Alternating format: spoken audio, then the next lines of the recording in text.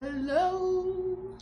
Oh, I didn't think about microphone. I need to move the microphone a little bit. This is a microphone, and it looks like it's picking me up when I talk on that green line. Yeah, let me just turn the gain up a little bit. That might do it. All right, let's see. I'm gonna pull up the stream and see if we can hear you. Actually. Sweet. Hello, hello. Anybody here? No. We have a minute to get started. Okay, I can't hear you.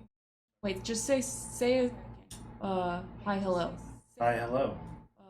Hi, hello. Hi, hello. Yeah, I can hear you pretty good. You're just sounding like far away, so I am gonna move this. Pretty good. You're just sounding like far away, so I am gonna move this. Sorry. Anybody here? Nope, still nobody here. You got the I think it's because I'm in just chatting. good interface box. Yeah, just put it wherever you need to put it. People will jump in. I'm also starting late. Normally I start at like 4:30ish. Sorry. No, that's okay. I think it needs to be totally that way. Yeah, you don't want to get it all on me and none on you. That's like in between us. Yes. Okay, alright, cool. Cool. Oh. Background music. We'll put it in the place that you normally do. Alright, hello everyone. I guess let's just wait a little bit longer, just wait for people so I can introduce you.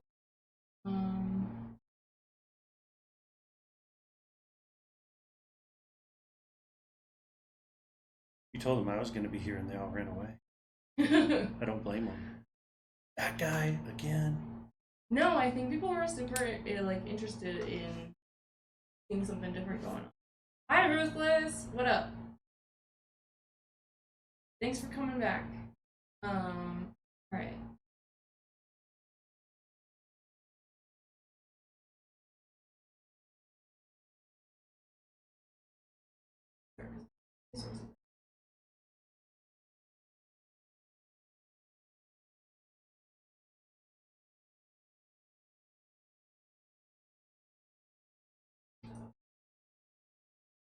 Why can't we see the stream? Is the stream black? Oh, it is black. Oh, hello. Here we go. Hello. There we go. Pro streamer. Technical difficulty. All right. So, everyone, this is P0lr. P0lr is a hacker and DNS expert, and he's going to be chatting with me today about all things hackering. We're gonna get started with some badge talk, or what do you want to start with? Coins or badges? I don't know. I got all kinds of stuff. I've got. So yeah, P0lr is a DEF CON vet pretty much at this point. I think you're on year 9. On staff 9. 16. 9 on 16. Goonie. Yeah, 16. 16 total. Yeah. Nice. A minute. It's been a minute. Yeah, so what's your haul look like from this year? From this year, let me grab it. I didn't get many coins, or I didn't even get any badges except for the badge, and then I got like a bunch of real free coins and like a blue team village, but I didn't get any like cool metal coins this year. I got a couple from the red team village. Yeah, so we should do a thing where if somebody wants to give you and like the next person to join, if they want to give you an address, we can send them a goon coin. Okay, cool. Yeah. Yeah. So if anyone's interested in that, swag it up. Let's we'll make another announcement about that in a few minutes when there's more people. So. Yeah, you can do that. Yeah. So we got. It's weird because people at this point, like I've been doing badges for so long, they just like randomly walk up and give me badges. So you're a badge guru. Right, that's how I got this one. The guys from the Bug Bounty Village just strolled over and handed this one to me. But you know they're cool folks over there, and I like the way the lighting works on this one. So I thought it was pretty cool. And I haven't done any So that's the problem, is I get these badges and I really want to play with all of them, but I don't really have time to dig into them the way that I want. So they just end up kind of like hanging and looking cool. But yeah, so that's one. Do you have a current count on how many you have? It's over 400. Yeah. Yeah. I also brought some cool ones. Oh, sorry. Some cool historical ones from early DEF CONs and stuff like that that are pretty cool. So this was the Fox for Ham Radio Village, and they made it in the form of a badge. And they weren't these weren't for sale, but you know, the folks at the Ham Radio Village were cool to me, and I helped them with their contest because that's my job at DEF CON as a contest goon. So we worked out a deal where they let me walk away with one of those. So that was pretty cool. Is it a radio? It is, yeah. It's a 2-meter ham radio, and it beacons out a call sign in Morse code. And so there's people running around the conference actually looking for those. And when they have big antennas that they're swinging around hunting for people, and when they find you, they're like, hey, I think you have a transmitter on you, and you have to give them this card that they scan that has a code, an NFC code on it, that they have to put all of those together to get the flag. So they have to find all of the foxes and get all of the cards to get the complete message that they can then turn in. What do you get if you turn it in? The badge, or? No, you get some prizes from the Ham Radio Village. Cool. Yeah. So it's pretty cool. It seemed like the ham radio thing, because they did like some, they did like a crash course, and they did some like free course stuff. It seemed like there was a lot of hype around the ham stuff. Yeah, they did ham radio, get your license in a day. So Yeah. they actually had a class that if you don't, they take you from 0 to hero in a day, enough to get your license and do stuff like this is VHF, very high frequency and above, which are the easier privileges to get. And they get you across the goal line on that. So it's really cool. You can just sit in the class and turn around and take the test right there and walk away with a ticket to operate. Yeah, that's badass. Yeah. Hey, Matches! What up? You know Matches. I do. What's up? Thanks for joining in. Good to see you here. This is P0lr, as you know. We're talking badge life. I heard that also. Did you get to see badge life this year? I did. You walked through? I totally missed it because it was in the back corner and I forgot to look for it. And they apparently were upset because they got put in some trash back corner where no one could find them. I totally missed them, so they were right over behind merch, right in the middle. Yeah, it was. Oh, I don't know. Yeah, so that was run by Reanimation XP, is his handle, and he's part of the Badge Makers Discord, and I've known him for a while. We've never met in person, so that was the first time we met in person, and I was looking at the badges and oh yeah, I've got this one, I've got this one, I got some badges you don't have. He's like, who are you? I'm like, I'm P0lr. He's like, oh shit, dude, it's you? I was like, yeah, man. So it was kind of funny. Nice. But I think I'm going to, I probably have, at least 50 badges here. Yeah. So yeah, this is just from 2 years. So over the last 16, I'm sure it's got to be over 500 now. So I think I'm going to try to get those over to the Badge Life area next year. Yeah, because you said there's just not enough time to go through all of these. And yeah, because some of them do so much. Oh yeah. So yeah, this was the EFF badge for this year, which was really cool. So Harold and Verbal made that one. They only made like 100 because of politics and tariffs, but yeah, it looks really cool. It doesn't do much. The eyes just light up, but it's hard to do complicated badges right now. Yeah. Cost-wise. Call Center Village, very simple plastic badge, but still cool. So I like their logo. Yeah, so that was cool. And then I've got a bunch of DEF CON badges because being on staff, it's it's easier to get these things. So yeah. Nice. I've got one more somewhere. Your collection, I have to say, of the DEF CON badges this year is not quite as impressive as Nikita's kid, who was walking around with, I think he got his hands on every single color badge that there was. There was like 15 of them or something. Insane. Yeah, Polybius got all of them too, and nice. I actually think that it's harder for him because A, he's not Nikita's kid, and B, he had to like trade and work for them. But yeah, so yeah, there's the 5 DEF CON ones that I got.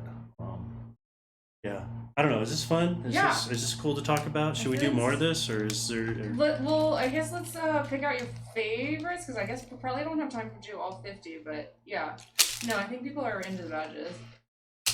Because especially people that don't get to go to DEF CON, I think they want to know about like what they missed out on, and this is definitely something that the badge for last year was pretty cool. Let's see, I think I have a couple of those. Yeah, so this was the contest badge, and it's like the shape of a cat, and you can play a video game on it. Oh, Theo's here. Hello. Oh, hey Theo. Human, right? So clear. Yeah, and it's kind of fun. You use the little D-pad and everything to go around and play the game and unlock the stuff. So I think Joe Grand helped with this one in the end. Badges at DEF CON, for those that don't know, are always a train wreck. So we kind of expect that it's going to be a crisis to get them there on time, and even with the ones that aren't electronic, it's still hard to get like 10,000 custom things manufactured for a reasonable price and delivered on time. I feel like it seems that they're at this weird point where it's way too many for a typical small business, but it's too little for somebody gigantic to make. So and it's only once a year. So yeah, I can see how that would be a logistical nightmare for most companies. Yeah, so I got the Hackboy. So that was from Snacky. But this one was one that was broken, and I went over and asked them for one that was broken because I wanted to practice troubleshooting. So they handed that one to me, and I got it working. It was a simple fix. So yeah, most people that don't want to spend time on that. Looks like a full. It is. It literally is like a game. It's a Game Boy. It is. Yeah. But it has a custom ROM on it. This is so cool. Yeah. I'm gonna let you show them while I talk about them. Okay, I think that works better. Yeah. So that one's kind of fun. I walked up to Sec Barbie and I had a badge. I forget what it was, and I handed it to her just because she's cool. And yeah, she dug around in her stuff and yanked that out and handed it to me. Which yeah, I've got great stories about her. She was super cool to me when I was starting out in InfoSec. So she's always been a cool person to hang out with, and definitely appreciate her introducing me around when I was new to the community umpteen bazillion years ago. This is so cool. It has 2 screens and a full keyboard. That's badass. Yeah. So, Theo, did you check the lithium batteries? One of ours was puffy. Oh, did you check your badges from last year to see if the batteries were puffy? That's what she's asking. Apparently, a bunch of people are realizing that theirs are puffy and don't want them to explode or something or catch on fire. Yeah, no, I don't let them burn. I don't care. Okay. Let them burn. I like it. Fire! Hey, Horror Green, what's up? Miss Streamer, my chat. Oh, Matches is gonna come back and forth. Alright, Matches. Yeah, I wish this one had batteries in it, because this is like crazy. I've never seen one with 2 display screens and a full keyboard. That's Isn't that cool? Insane. These guys do a good job every year, the And Not XOR folks. Yeah, so that one's cool. That one's the Aerospace Village badge from last year. This one I remember people were freaking out about. That one is a full ADS-B receiver. So aircraft position, speed, attitude, all that stuff, displayed transponded, and anybody can pick those up. They're unencrypted. They can be spoofed. Yeah, we should talk about aircraft security at some point, but okay. Yeah, we'll get Chris twitching on that one. But that's that was a super cool badge. I had it running for like a month solid, and then it just stopped. So I don't know what happened, but it's not happy, and I have not had a chance to do any troubleshooting on it. Yeah, those are probably the highlights from. Oh, thanks for the follow, Jimmy Hendricks. Let's see. Should we do some historic ones? Yeah. Okay, so this was my very first DEF CON badge. One sec. The one that you made, or the first one? No, this is the very first DEF CON badge from my very first DEF CON. Like, that is the first DEF CON badge that ever hit my hands. So that one is sentimental to me. That was a cool year. Joe Grand made those when you got all of the badges. There were like 7 or 8 of them. They made a disc of all the different badges. They physically fit together. Oh, cool. Yeah, it's a cool badge. So that one's not crazy exciting, or involved, but special to me. Also just cool because it's like one of the ones where it's very interactive, like with other, makes you interact with other people. Yeah, and it actually has the little H for human is like a little development area. So they used to have like the Hack the Badge contest every year, and they actually gave you a spot on the badge to hack it. So oh, cool. Yeah, that was cool. Crash, what up, Crash? It's Betty Farmer. What? Nice. I got Nanog badges somewhere. I don't. What, you know what Nanog is? Nanog. Nanog. Boy, that sounds familiar. They're cool. I feel like I should know what that is. Yeah, Crash. What's a Nanog? Yeah, fill us in. I feel Hi, like Crash. Betty is not gonna. Betty, I had to take off Betty redemptions for today because Betty does not do well with anybody that isn't me, so she's probably not going to be coming out for snacks or pets today. Sorry, y'all. Sorry, Crash. NANOG, North American Network Operators Group, where all the ISPs and whatnot get together. Yes, that's why it sounds familiar. Yeah. Okay. Right. Yeah, man, that's cool. You got to send us a picture of that. Yeah, put it in the Discord. Yeah, for sure. So this one is, that's from DEF CON 17 as well. What the hell is going on here? Yeah, that was a Network Ninjas badge, which I was not cool enough to get one of those. I got that many years later. But yeah, that was like Badge Life before Badge Life was a thing. So that was one of the few non-DEF CON electronic badges that was running around DEF CON at that point. So super cool. They did a great job on the artwork and the coding. Just a super neat badge. And what does it do? I don't even get it. I don't remember. It's got these crazy blocks on it. Well, those are 7-segment LEDs. So or these, 16. These light up with numbers. These like light up with different numbers, I guess. And letters, yeah. Got like 4 buttons. Yeah, interactive. This is actually the super cool one. All right, we'll trade.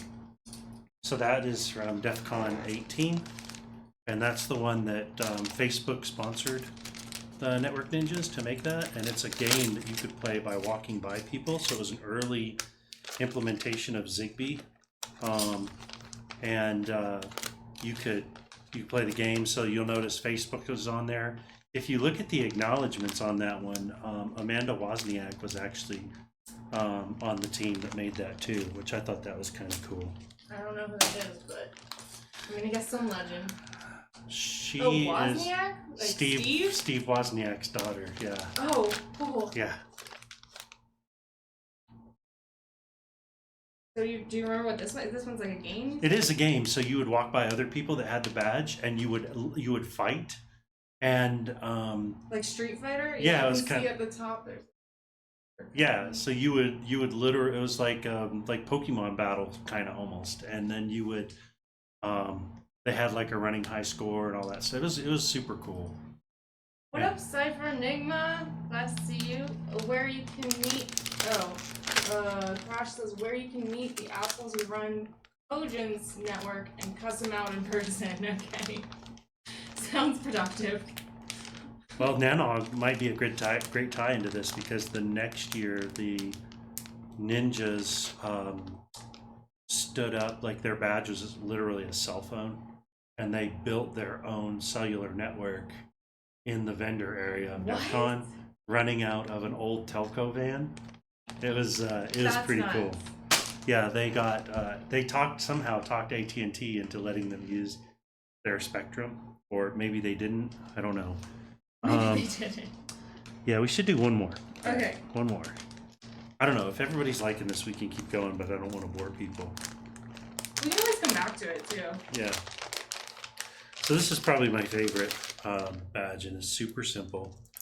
It's made by Joe Grand for DEF CON 14, and it is, as far as I've been able to find, that is the first electronic conference badge that was ever made. Ooh, okay, so this got some good history. Yeah, and that's definitely the first electronic DEF CON badge, which they upped their game from that every year. But this is, you know, you have to remember that DEF CON 14 was 20 years ago.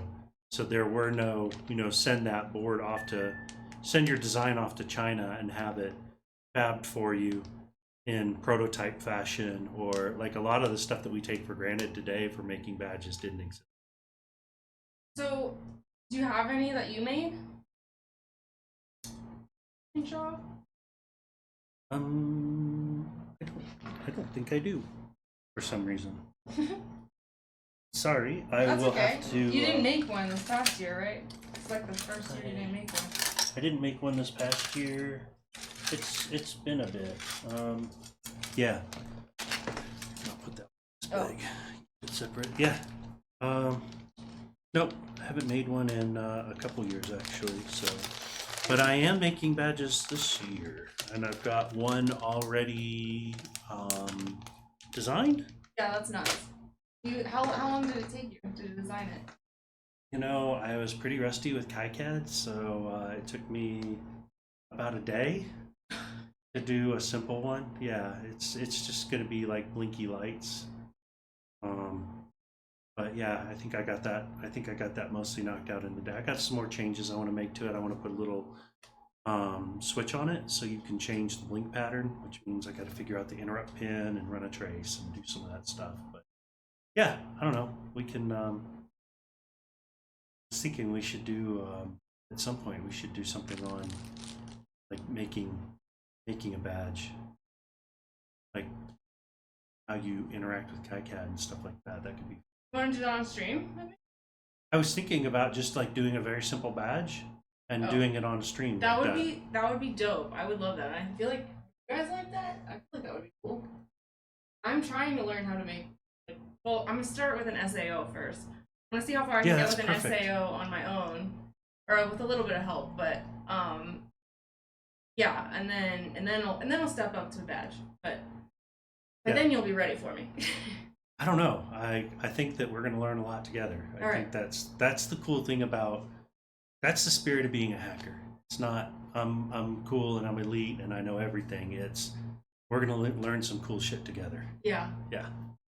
It is wild that you can now get a prototype batch of small PCBs made for like $100.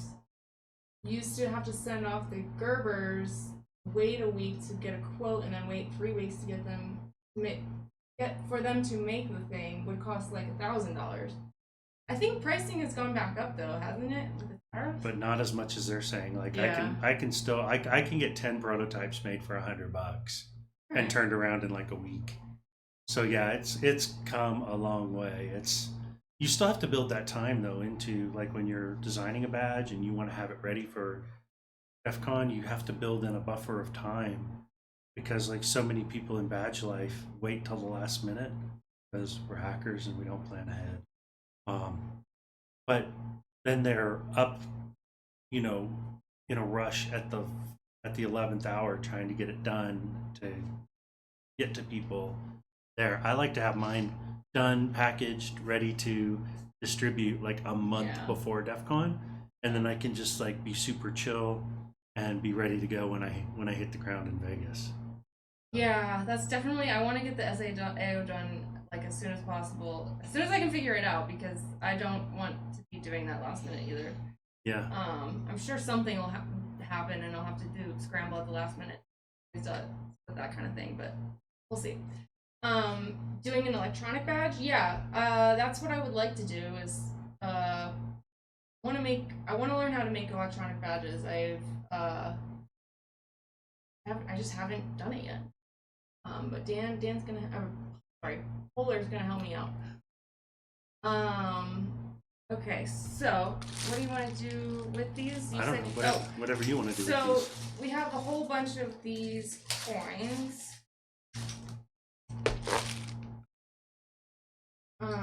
From DEF CON this year, 33. So if you are interested in getting one of these and you don't mind sharing like a address of somewhere we can send it, just Discord me and I'll send it to you. Yeah, we can do like what, 5 or so of those? Yeah, first 5 people that are interested in this.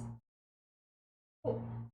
It's just like a Dune coin for $5 for cafe, but yeah, it's what they give us to get our meals while we're working it's shifts. pretty cool.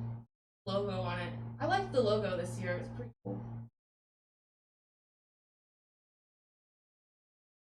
Anyways. Yeah. Okay. Well, we'll have to remind chat in a little bit again about that. Cool. Awesome. I've got quite a bit of experience with KiCad and STM32 microcontrollers using MicroPython. All right. Well, if I get stuck, or if P0lr gets stuck, we know who to hit up. Who is that? We need to know. Crash Systems. Okay. Do we know Crash Systems? Only from stream. Okay. I didn't think about this. I should have moved my camera. But, all right. Yeah. I guess let's move on for now, and if we run out of other stuff, we can do more badges. Right. So I want to know, because I don't know this story. How did you get your name, P0lr? Yeah, so that was like when I started getting into hacking. You know, back when I was doing this, nobody started out in cybersecurity. You started somewhere else and moved into cybersecurity from there. So I had like network background, system background, DBA background, database administrator background. And the security team was trying to get access to a SQL server. And so they were, you know, they wanted to like find some epic hack that they could pull off to get into this system. And Microsoft SQL Server has some default accounts that used to be in it. They probably still are. And default passwords. So I walked up and just logged in as SA, which is the administrator for Microsoft SQL Server, using the default password. Okay. And they got really mad at me because they wanted to do like some like super epic hack to get into it, right? And I was like, well, guys, like, why would we spend all that time doing that when we can just, like, we know the password or we can guess it? Like, let's just log in. It's the path of least resistance. So that's where that came from, was every time, like, I would have to remind those guys that, hey, guys, you're overthinking this. Like, make it simple. You know, professional hackers don't have on an engagement like red teamers have time, a dedicated amount of time to get in. Like nation state hackers have a quota, right? They have to get in, get their target, maintain persistence, and move on to the next target, right? So they're definitely thinking about what's the easiest, fastest, most efficient way to get in here and get on with the next thing that I have to do. And so I think we tend to overthink this, like, hey, it's got to be epic, it's got to be really cool, latest vulnerability. Nah, man, guess a password and log in. It still counts, right? Points on the board. Get it done. Yeah, get it done. That's where it came from. So the path of least resistance is what stuck, and that's shortened to P0lr. Okay. Yeah. Path of least resistance. Right? I had no idea. That's pretty good. I like that. So it's actually an acronym. Yeah. Cool. Yeah. I was gonna guess that it had something to do with your magnetism. Oh no, like that I reject people? Yeah, that's me. I'm very off-putting. All right, let me take 1 second. I feel like it's bothering me, so let me just do this real quick.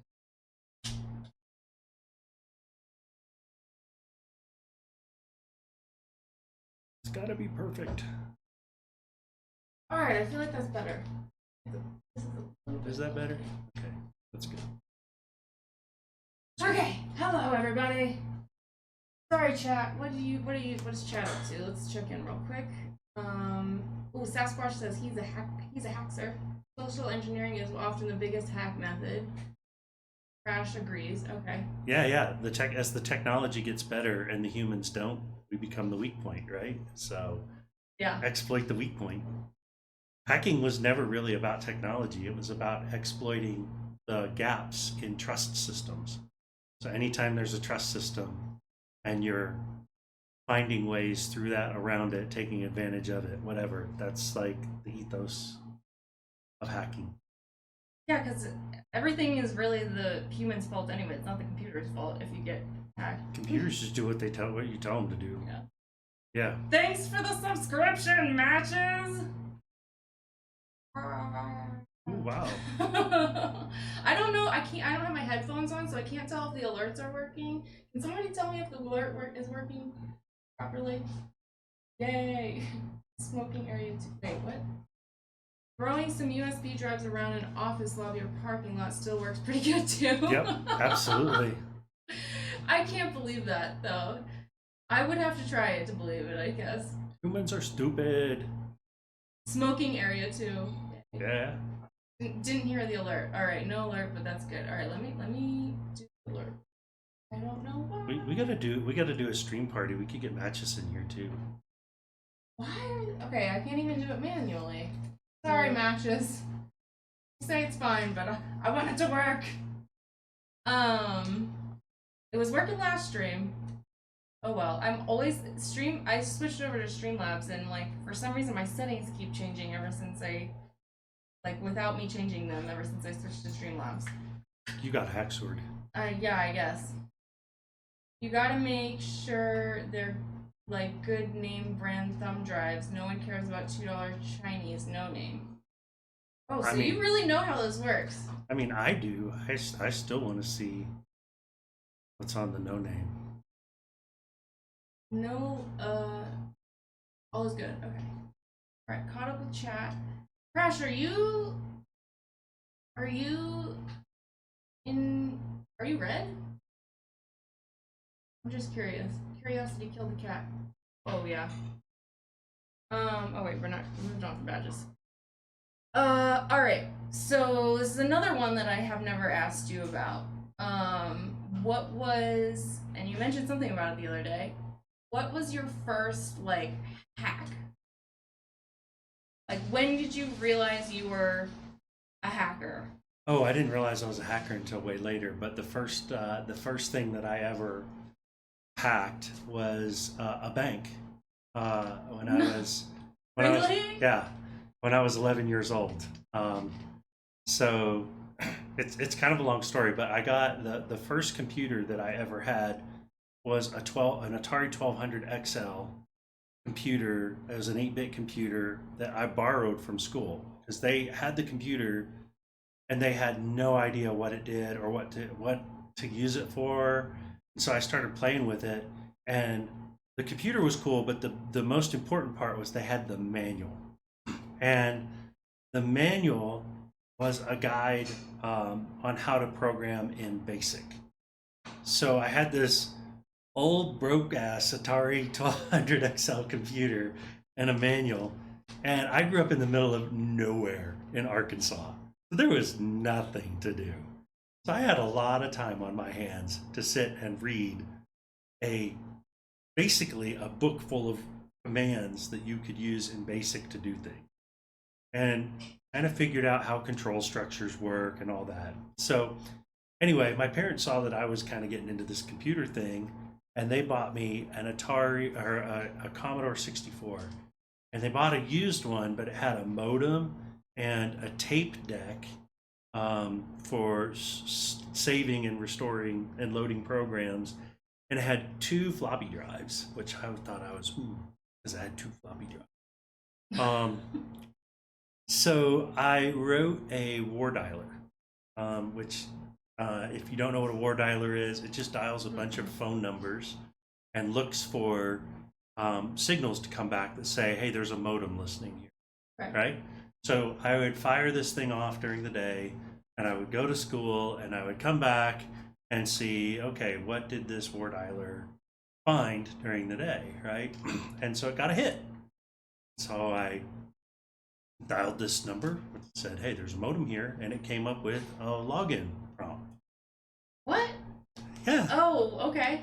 Right? Because that's how you used to access systems remotely to manage them, was over a dial-up connection like that, right? Yeah, I almost forgot.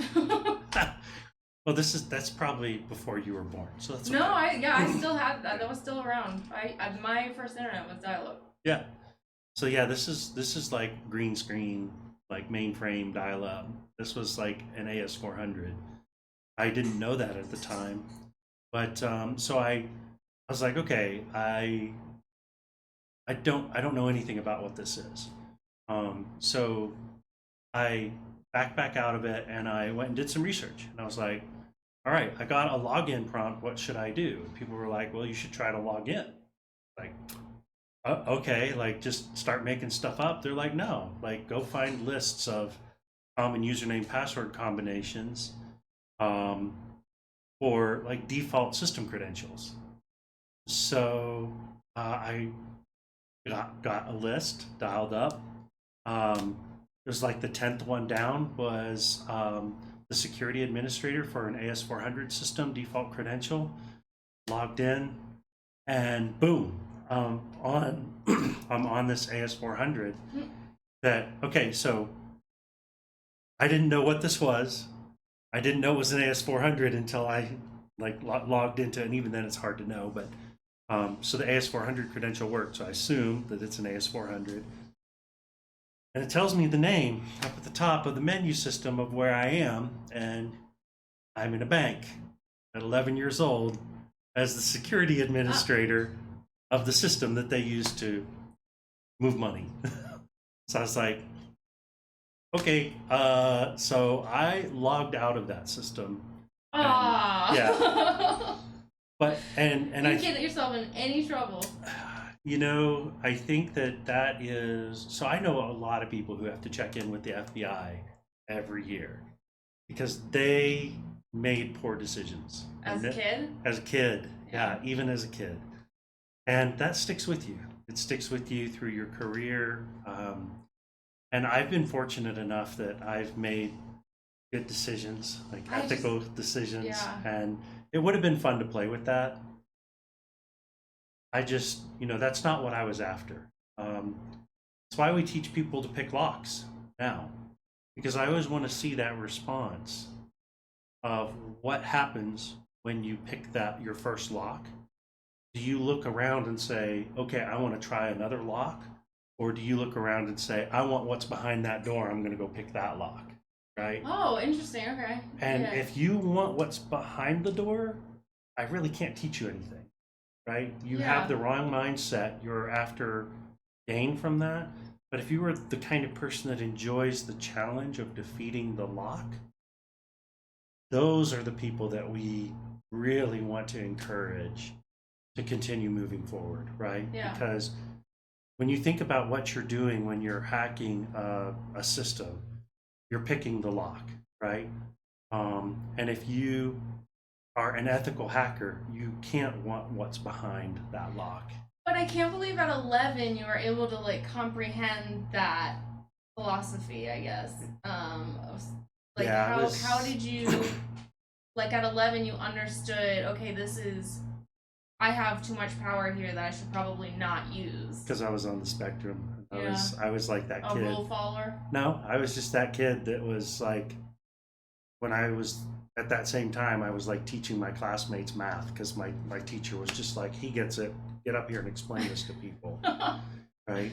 That's awesome. So I don't think like that story is unique, right? I think that is a bunch of people who are wired a certain way, kind of intrinsically understand how those systems work. They just make sense.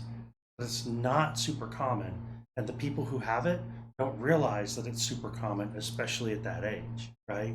So that's the thing that was unique to me. It was not that I understood it, but that nobody else did, and I didn't know why other people didn't get that. And I got a bunch of other garbage that wasn't good with that, social anxiety and all kinds of things. Like, I'm an introvert. I play an extrovert when I'm like talking to people, and out at DEF CON you would never know. You play it pretty well. Thank you. But yeah, I definitely have to go back and recharge. Oh yeah. I think how did you survive? I mean, did you have like a few days of recovery after DEF CON? Because I sure did.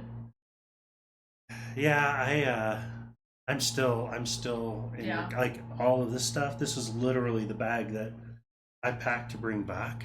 I just brought the bag because I knew there was a bunch of interesting stuff in there to talk about.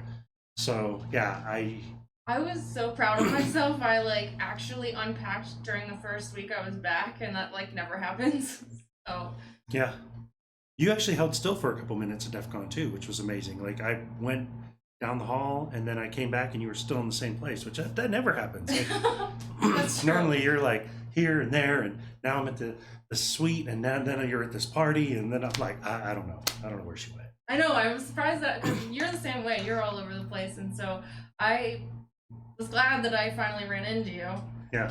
All right, let's catch up on chat just for a minute. Yeah. Someone will pick up 120. You can't help but plug in a random USB drive. Crash says someone will pick up a 128 gigabyte PNY or SanDisk drive. No one really cares about any random junk no name. I guess that's fair, unless they're really curious. I have not done this, but I've tried to secure systems with hot glue, so dum-dums couldn't do this. Okay. Borrowed. These BBS days taking me back to middle school. Right on, BBS in middle school. That's about the same time. So. Those were the security by obscurity days. Yeah, for sure. Wystone, hey, what up, Wystone? Evening Sly and guest, hoping to make it to DEF CON next year myself. Yeah, I'm hoping more people from I hope I'm gonna be able to like meet more people from like the community that we're building. That would be super dope. Yeah, I'm actually really easy to find at DEF CON. So if you walk into the contest area of DEF CON, there's usually a big sign that says contest ops, and that's usually where I am. So yeah, everybody's welcome to come by and say hi. I'd love to meet some cool folks. I went by there a bunch of times. I didn't see you there once, so somehow I missed you every time. I don't know how that happened. I was in a similar situation. I don't know, man. I didn't see you at all. It was crazy. I was in a similar situation when I was around that age as well. Oh, hello, Drew. Word. What up, guys doing? What you guys doing? Oh my god, you're speaking in like gibberish. Oh my god, that's P0lr. Who is that? That's Devil's voice. Oh. That guy. That guy. That troublemaker. My issue is I have kids and limited funds most of the time. I don't know how people survive. I've seen people go with their kids to DEF CON. That's insane to me. I don't know how people, one, bring their kids to Vegas and survive, but especially DEF CON. That's nuts. I don't know how you can keep track of them. Like, I would have my kid. Like, I feel like leashes are weird, but that I might put my kid on a leash if I brought them to DEF CON because they could get in way too much trouble. You sell the kids, you solve both issues. What? Sure. Sorry, I might be the wrong person to ask. Hi. Father of the Year. Father of the Year. All right. So, what else do we got? That was your first hack. That was my first hack, yeah. I guess the lead follow-up question, because you said these were 2 different times. When did you feel like a hacker? Like, what made you realize like you were part of the hacker community? Oh, cool. Big secret, you never feel like that. Yeah, it seems like that. It seems like most hackers just are like, what? I'm not a hacker. Yeah, or like I see the work that like Poncho does, and I'm like, dude, I am not a hacker, right? And because like Poncho's real dyed in the wool like badass, right? Yeah. So I can't understand pretty much anything he does. I understand it. I just can't do it, or I don't do it, right? Yeah. So no, I think that the best hackers that I know all feel like they're imposters. Yeah. You know, I go to these conferences and it's like all the big names in the industry, and you know, some of these things are like invite only, and I'm like, I don't understand why I'm here, and I'm saying that to like Dave Kennedy, and he's like, yeah, dude, I don't know why I'm here either. Like, what the heck, right?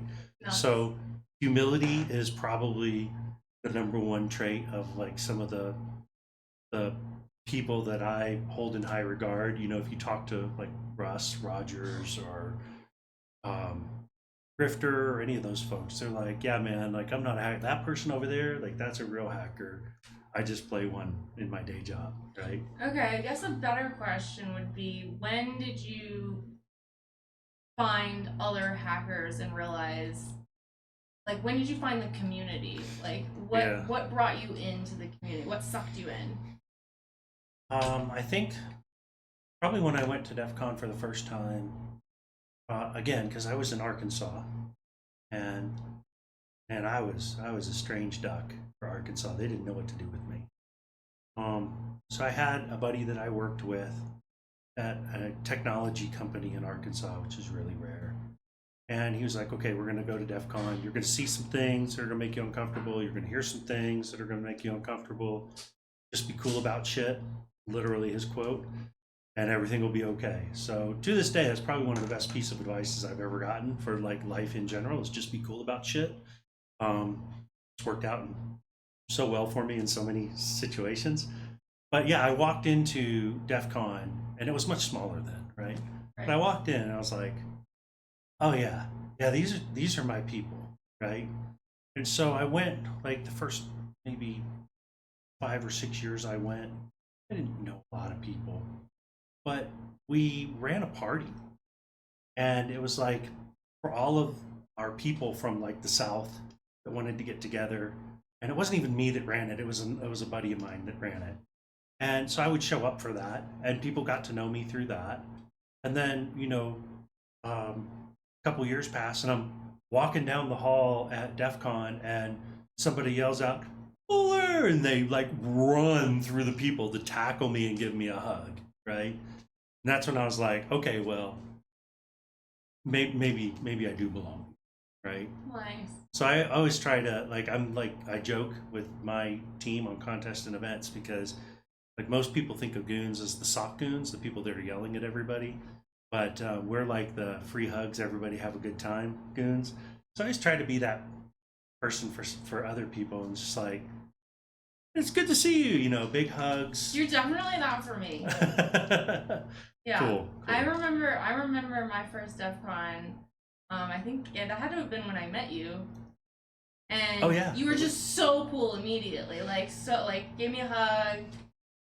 treated me like I belonged there, and I was like, yeah, this person, they're pretty cool.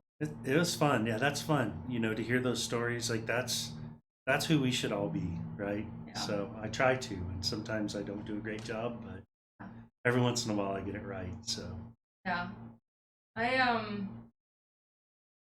remember my first con, like similar feeling of like I didn't, you know, I didn't know anything, and I just knew some people, and I had been in the community for like a couple years online, but not, I hadn't done anything in real life yet. yeah, yeah. And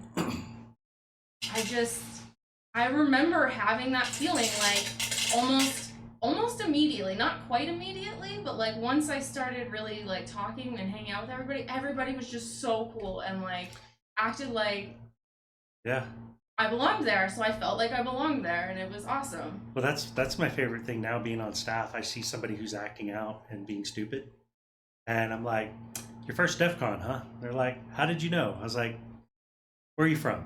Right? And they'll tell me, and I'm like, "Hey, come with me. I'm going to introduce you to your people from your area, so they, A, so you can meet some folks, and B, so they can teach you how you're supposed to behave, right? Like." Yeah. The idea of the way hackers are supposed to act and the way that good hackers actually do, I think is completely different and blown way out of proportion. Yeah, no, I think people from outside definitely have this like weird image in their head of like what a hacker is supposed to be. Let's catch one chat. Issue. I wouldn't do that. My kids are too old to be following me around in Vegas. Oh, okay. No, but I saw like little kids there. Like, I don't know. Some of them were probably not even 8 yet. I don't know. I'm really bad at guessing age though. But you got to remember, like a lot of the people that started or run DEF CON have kids. And yeah, like, I guess it's their kids. Right. So I was talking to Jeff Moss, and his kid came up and was like, "Daddy!" Right. So yeah. I was watching now I forget who it was. Somebody on YouTube. Who was it? It was some ham radio person. I can't remember their name, something ham. But they I don't remember because I'm not subscribed to them. They just kind of came up in like a suggested video after I watched somebody else. But it was their first year and they brought their kids. Like, and it sounded like they were pretty young, so I was like, that's pretty bold. But they do have like a kids area. I think my second year, my wife went with me, and she decided she was never going to go again because, like, my experience of DEF CON is I'm just working the whole time, right? Like, yeah. I'm either, and when I was there before I was working, I was just gone all the time. Like I was meeting people, I was building a network, it wasn't a vacation. You know? No, it's a vacation that definitely doesn't feel like a vacation. It's more exhausting than like anything else almost. Right. I met a guy last year who said that.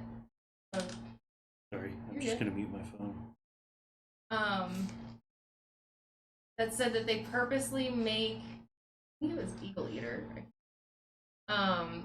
They purposely made DEF CON the hardest week of their life to make every other week seem easy. Like, that is some fucked up logic, but alright. I don't know. Each their own. For me, DEF CON is the culmination of a year's worth of work.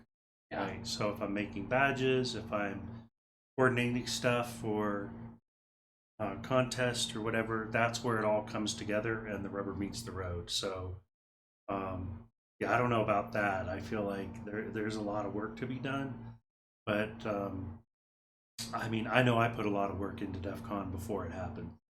Yeah, as a goon especially, all the goons work their asses off. That's why I'm like, I know to like be a goon, you kind of have to work at it. Like you kind of have to get the in. And I don't know. I like after this year, I'm like kind of thinking about it. Like maybe that's my goal for next year is to get the in because it seems like just another way to experience DEF CON. And I do at this point, I'm like I want to give back in some way, and that would be, I guess, the best way to do it. Yeah. Well, you have to find the right team. I've Yeah. been on a couple different teams, and the contest team is definitely the one for me. So Nice. the other ones were, you know, they had their job to do, and but they didn't fit me, right? Yeah. So I think that's the key is finding the team that works best and for you and getting in there. Yeah. I have no idea, but the contest people definitely seemed like they were having a good time. At least the scout hunt people. For sure. I mean, especially the judges, because they're just sitting there like, Oh yeah.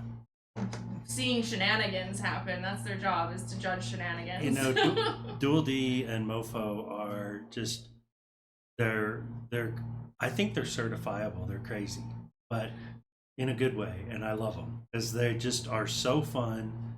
They're having fun. They're enabling other people to have fun. Like that's what you want from a contest. Go do crazy things and have fun. Yeah. There's definitely a lot of craziness happening. Okay, let me see if chat. Hi, the real Nas.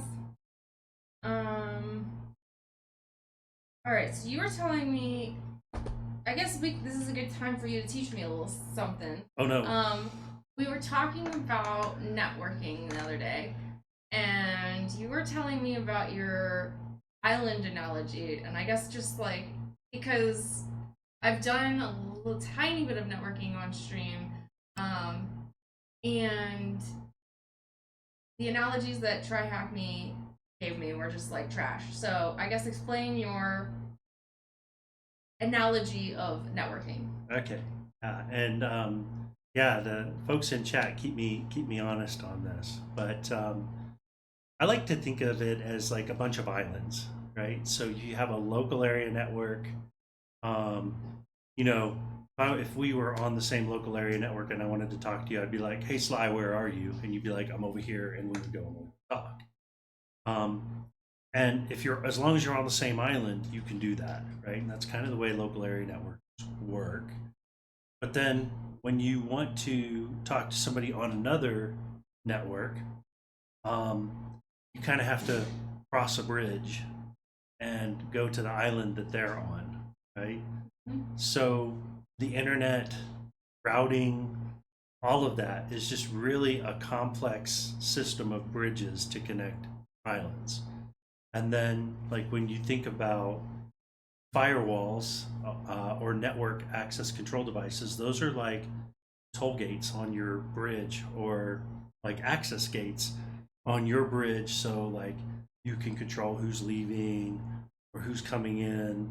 But it's really like that idea of the island. And, you know, it's kind of created a problem for us from a security perspective. Because we still think about our things that we have to protect as that island with those toll gates or those security gates, and nothing works that way anymore, right? I mean, that's still how we get to websites and things like that, but when you think about like a corporate network, it just doesn't work that way. They're in the cloud, they're in all the clouds, they have stuff on site, they have third parties that are hosting their data, so it's way more complicated now, I think, than it used to be. But we still have a very simplistic view and a very like legacy-driven mindset around what we're trying to protect. At least most of the big companies that I talk to seems to be. So I'm trying to think of like an expansion of the analogy there. Would you say that we went from like what do you call those things? You know those things that you put in your car for toll that you just drive and you don't have to stop at the toll booth and like, hey, get change and like, yeah. What do you call those things? Sure, like the transponders. Transponder, yeah. So we kind of went backwards almost from like a transponder to like a toll booth. Yeah, I don't know. Maybe it's more like, you know, we used to do a lot of manufacturing in America, and then we sent it out to a bunch of different countries to for the supply chain for that. And I think it's kind of more along that line of we used to have to do everything in house, and now who wants to run an email system when they can buy it from Microsoft for cheaper than they can run it, right? So maybe it's more that type of analogy. I don't know. Okay. Yeah, we'll have to let the chatters catch up with us. And RFID tags. Are they RFID? I guess they are. Sure. Transponders. Yeah, Easy Pass, something like Easy Pass or toll tags or toll tags. Yeah. Not relevant.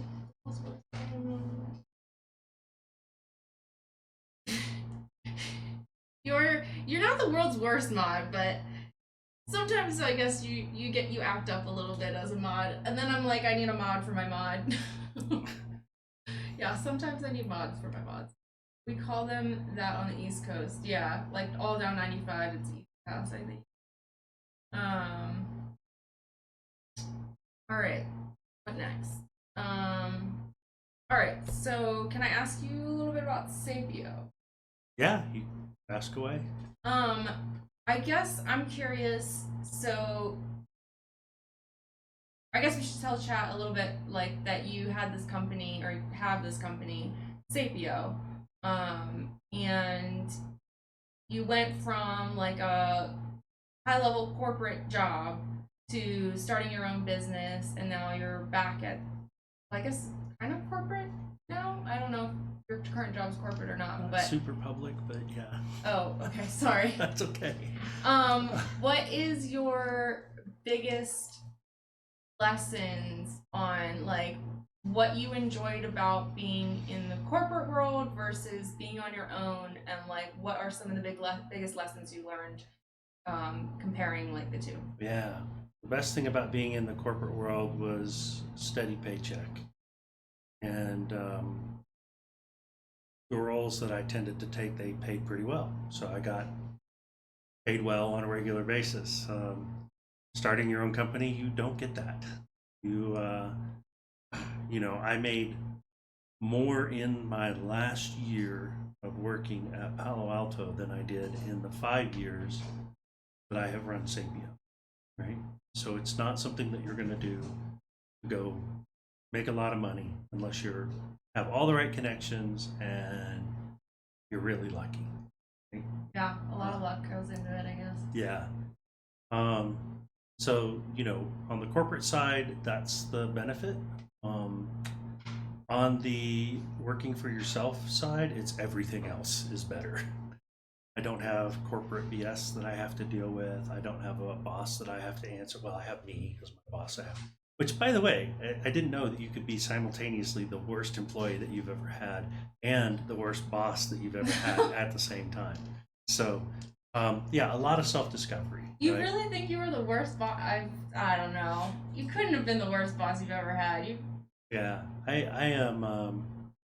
I definitely have learned to appreciate the value of being a part of a team. Yeah.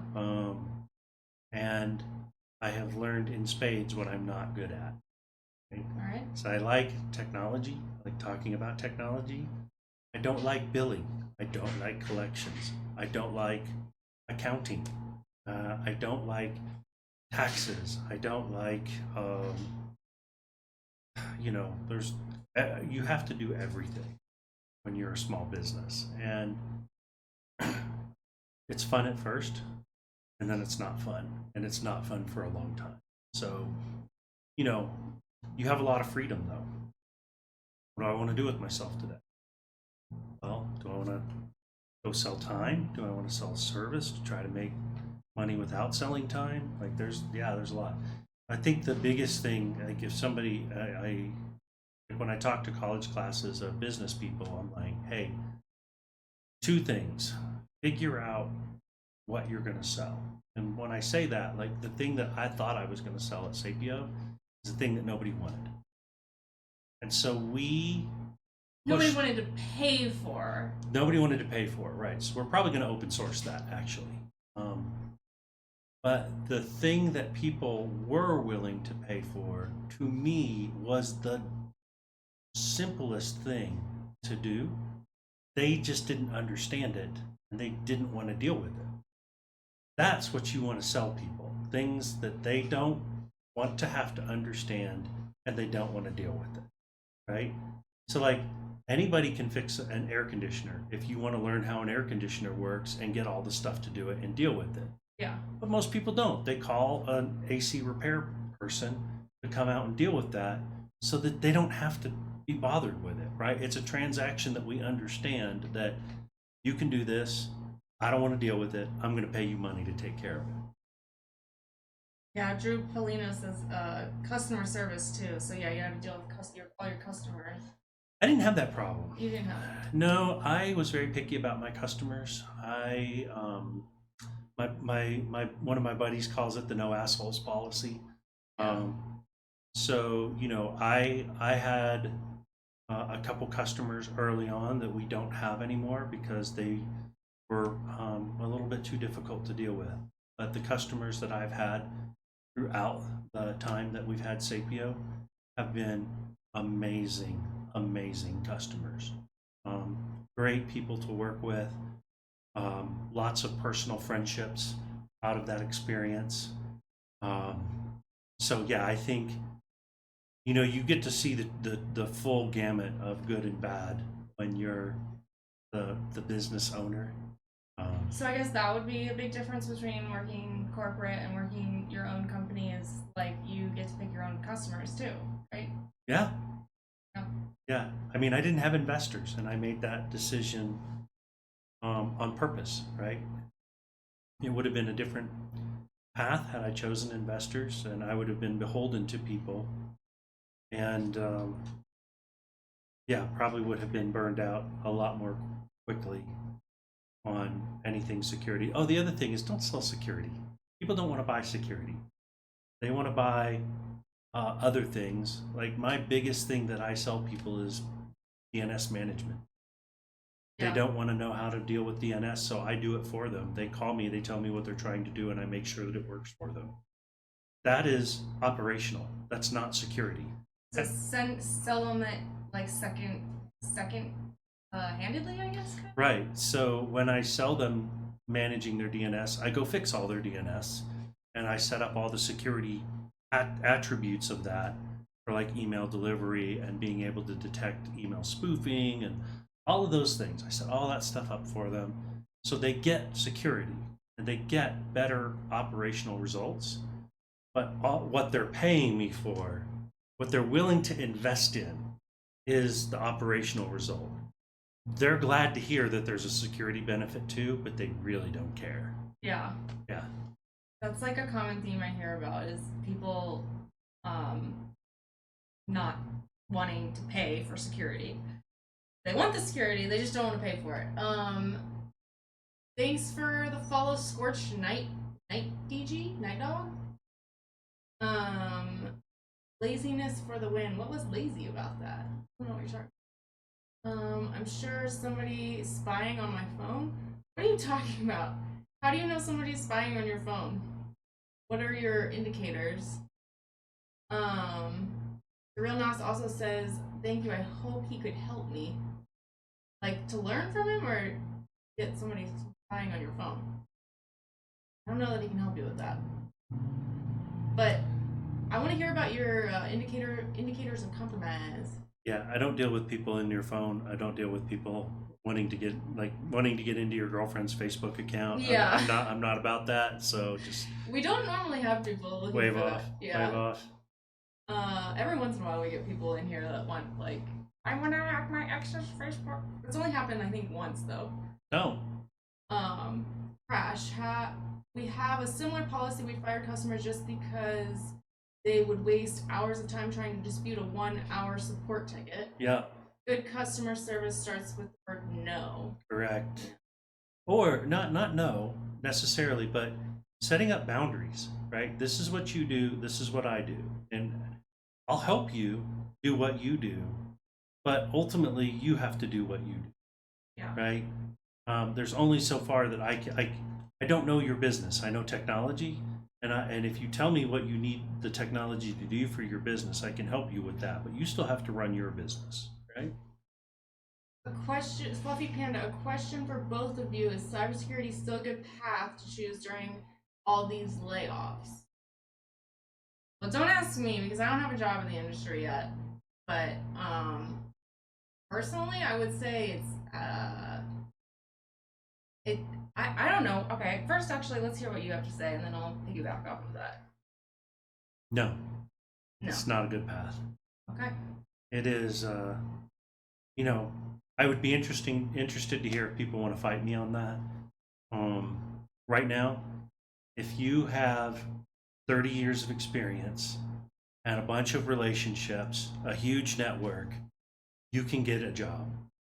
If you don't have those things, if you have 10 years of experience in the industry and you do a really great job at what you do in the industry, there are no jobs for you.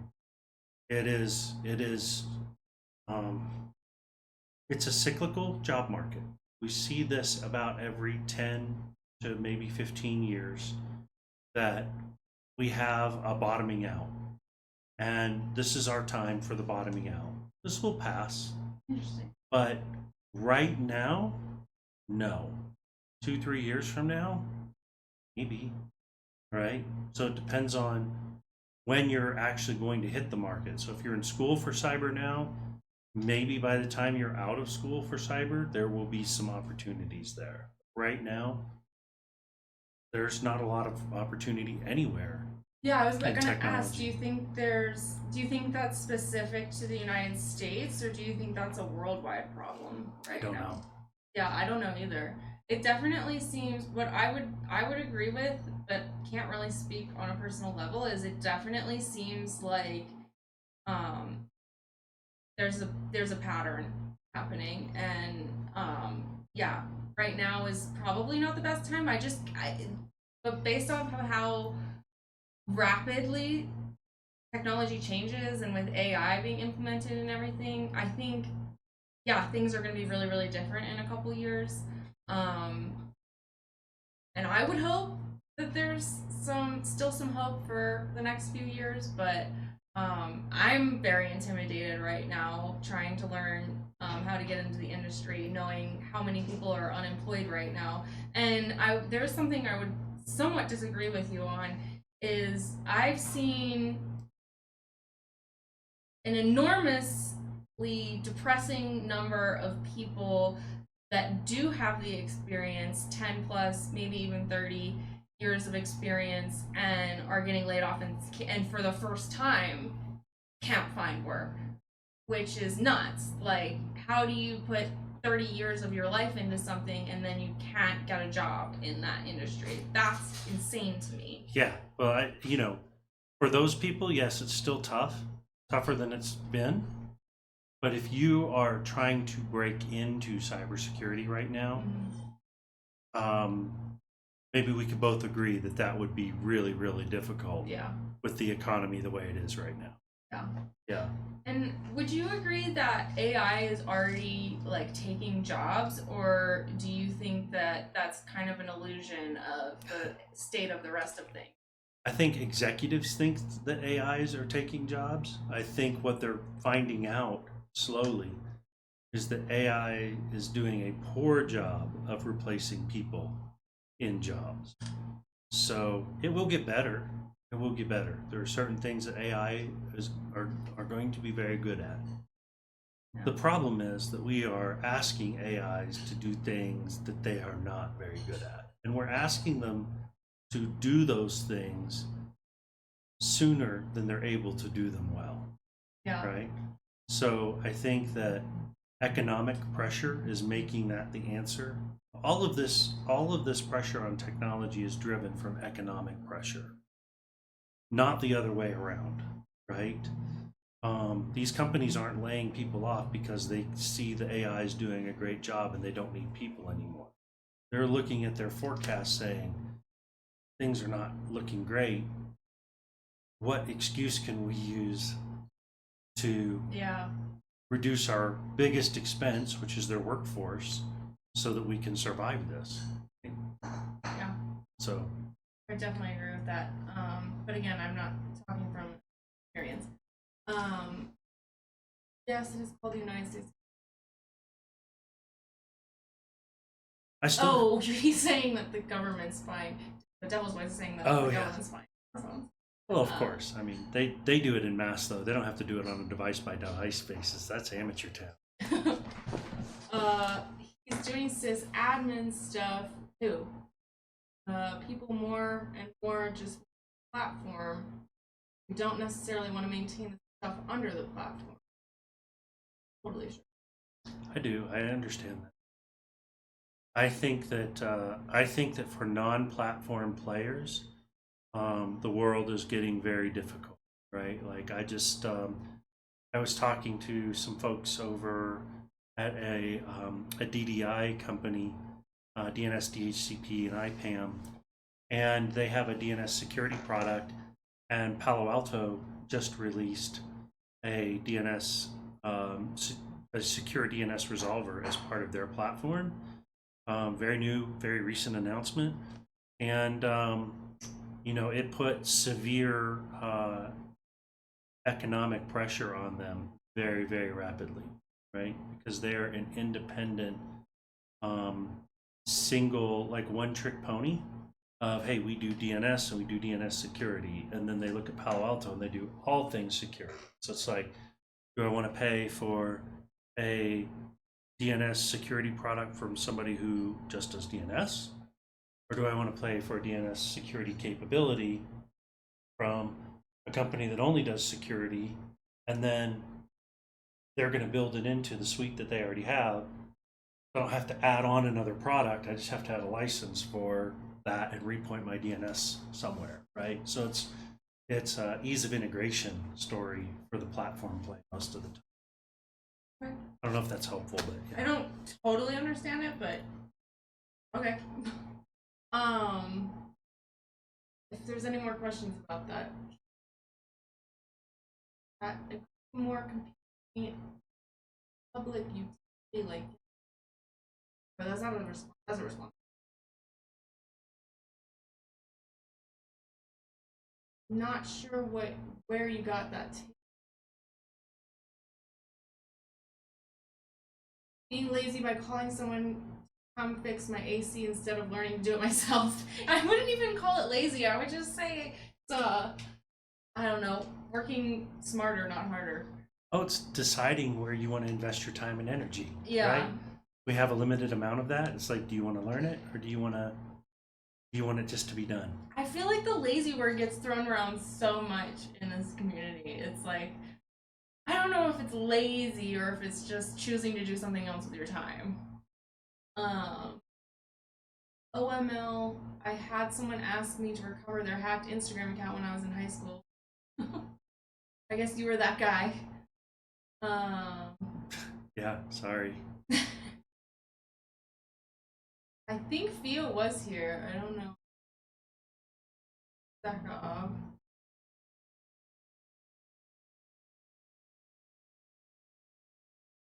That's a response. The less people manage or interact with PP or DNS or switches, etc., all the SaaS admin stuff. Oh, Sakov is here. Hello, Sakov. Brian, hello, welcome to chat. The job market in Europe largely is mirroring what you see in the US. There are still plenty of jobs in tech, but it's not the boom it was in cyber SOC. In cyber, SOC is still the most prevalent job you'll see, and in tech, your standard support jobs are prevalent, but in terms of solid long-term careers, SRE is still very. Mm-hmm. Yeah. What's SRE? Site reliability engineer. So that's so I think what you're saying there kind of underscores one of the things that I said, is that people are willing to invest in their business operating well, like the operations piece, which is what SRE typically falls under, but not like, the security fellow type roles that used to exist. I think those are diminishing, and they don't have like an equivalent of that at many organizations. So would you say it's better to follow, like if you're trying to get into the industry, do you think it's probably better to find a very, very specific niche still, or do you think it's better to try and go for those prevalent jobs that everybody's fighting for? Like I know there's a lot of them, but they also seem to be still competitive. And so two things that I think that you have to get hired in this economy. One is you have to have skills. You have to understand cloud. You have to understand networking. You have to understand basic traditional services. You have to know how things work, right? And two, you have to have a network of people. Yeah. Yeah, so you have to find the people who are plugged into the folks who are looking for that diamond in the rough engineer. And that's going to be, people who are in the industry moving around hearing about these roles that are like, hey man, we're hiring for a security engineer, but we haven't posted the role because every time we do, we get 1,000 resumes from bots and fake Asian agents, or I don't know, like Korea, right? So for as much of a shit show as it is on the people trying to get a job right now, it's every bit that much of a shit show for the hiring managers, and good point. Yeah, their recruiting teams have been decimated. So the if you actually get a real conversation with a human being when you are applying for jobs, that is a win. Like the fact that you didn't get filtered out by AI, which I think is terrible anyway, and the fact that like the one recruiter that's doing all the recruitment for everybody at the enterprise took the time to call you, that means that they saw some promise there, right? Yeah. At that point, to me, that spot is yours to lose. If you are talking to a human, you've got it, as long as you don't mess it up. Yeah, it just seems like the job market in general, like yeah, it's tough, but it is a shit show from both sides. Like I'm talking to recruiters, and they're like, we cannot find the people who have the quality of skill that we're looking for. That is the consistent message that I hear from the corporate world. Is there are many, many people who are in cyber who think they are in cyber, but they do not have the skills to back up their desire to work in the industry. So there's some gatekeeping happening there, and it's like we looked, we measured, and you don't have what we think it takes to be a successful cyber person. I mean, there is a lot of that going on right now. And because there's so many people looking, the companies feel like they have the right to be picky. Yeah, I still hear people saying that, like outside of the industry, there's so many jobs in cyber. There's so many jobs in cyber. That was a lie the first time they said it. Yeah. People outside of the industry, I think, are oblivious. Yeah. I would say that the issue is our economy more than it is cybersecurity and tech. Yeah. That's pretty much what you were saying. Yeah. That's where it's coming from. Right. I am working with multiple people after DC 33 to try and help folks find work. Companies making billions. WTF? Yeah, agreed. I mean, they're definitely still making the money. I think a lot of the layoffs have to do with like that profit seeking over greed, growth.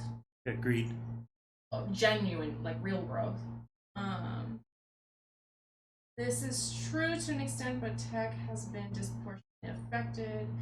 Yeah, that I would also say is true. Looking forward to things changing soon, new politicians and all that, hopefully. Yeah, I think we're a ways away.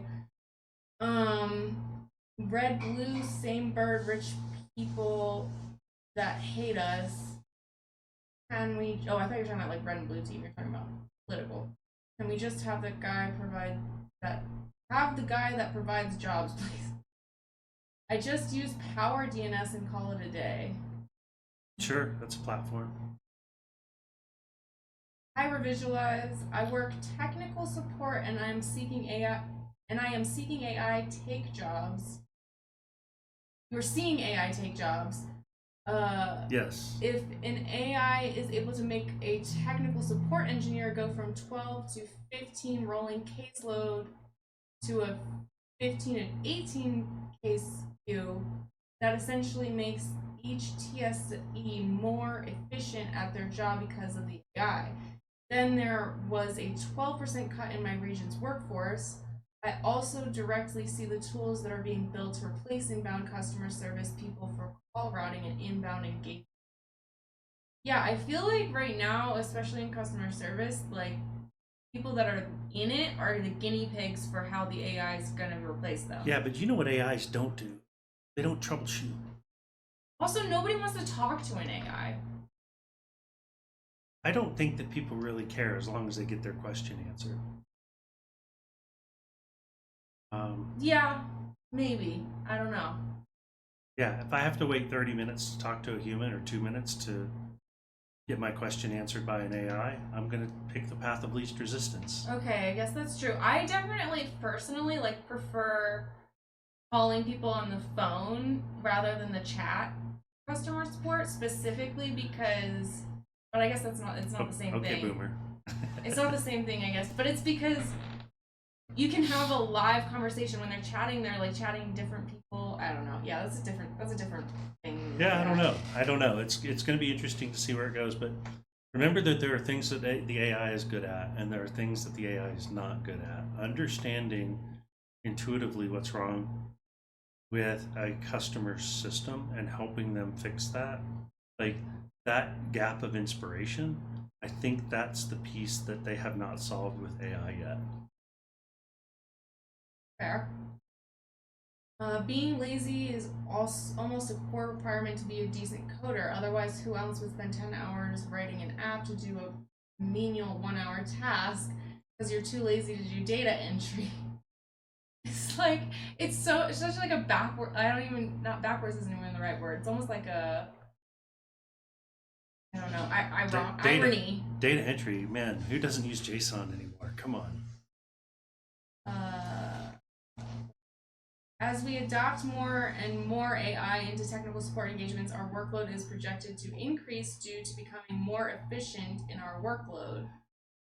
There are also direct demos of AI responses that TSEs will be required to manage, edit, and validate. Right, so you get to train the model to replace you. Yeah, congratulations. And there's less of you, so yeah, that makes, yeah. Yeah. Well, the other thing is I think that people tend to measure the wrong things. We see this across the board. In business, they measure and incentivize in the wrong way. So, I don't know, do you want me to go off on a tangent here? Go for it. So, you want to incentivize people for doing the things that you want. And, like, do you feel incentivized when you're training the AI that's going to replace you? No.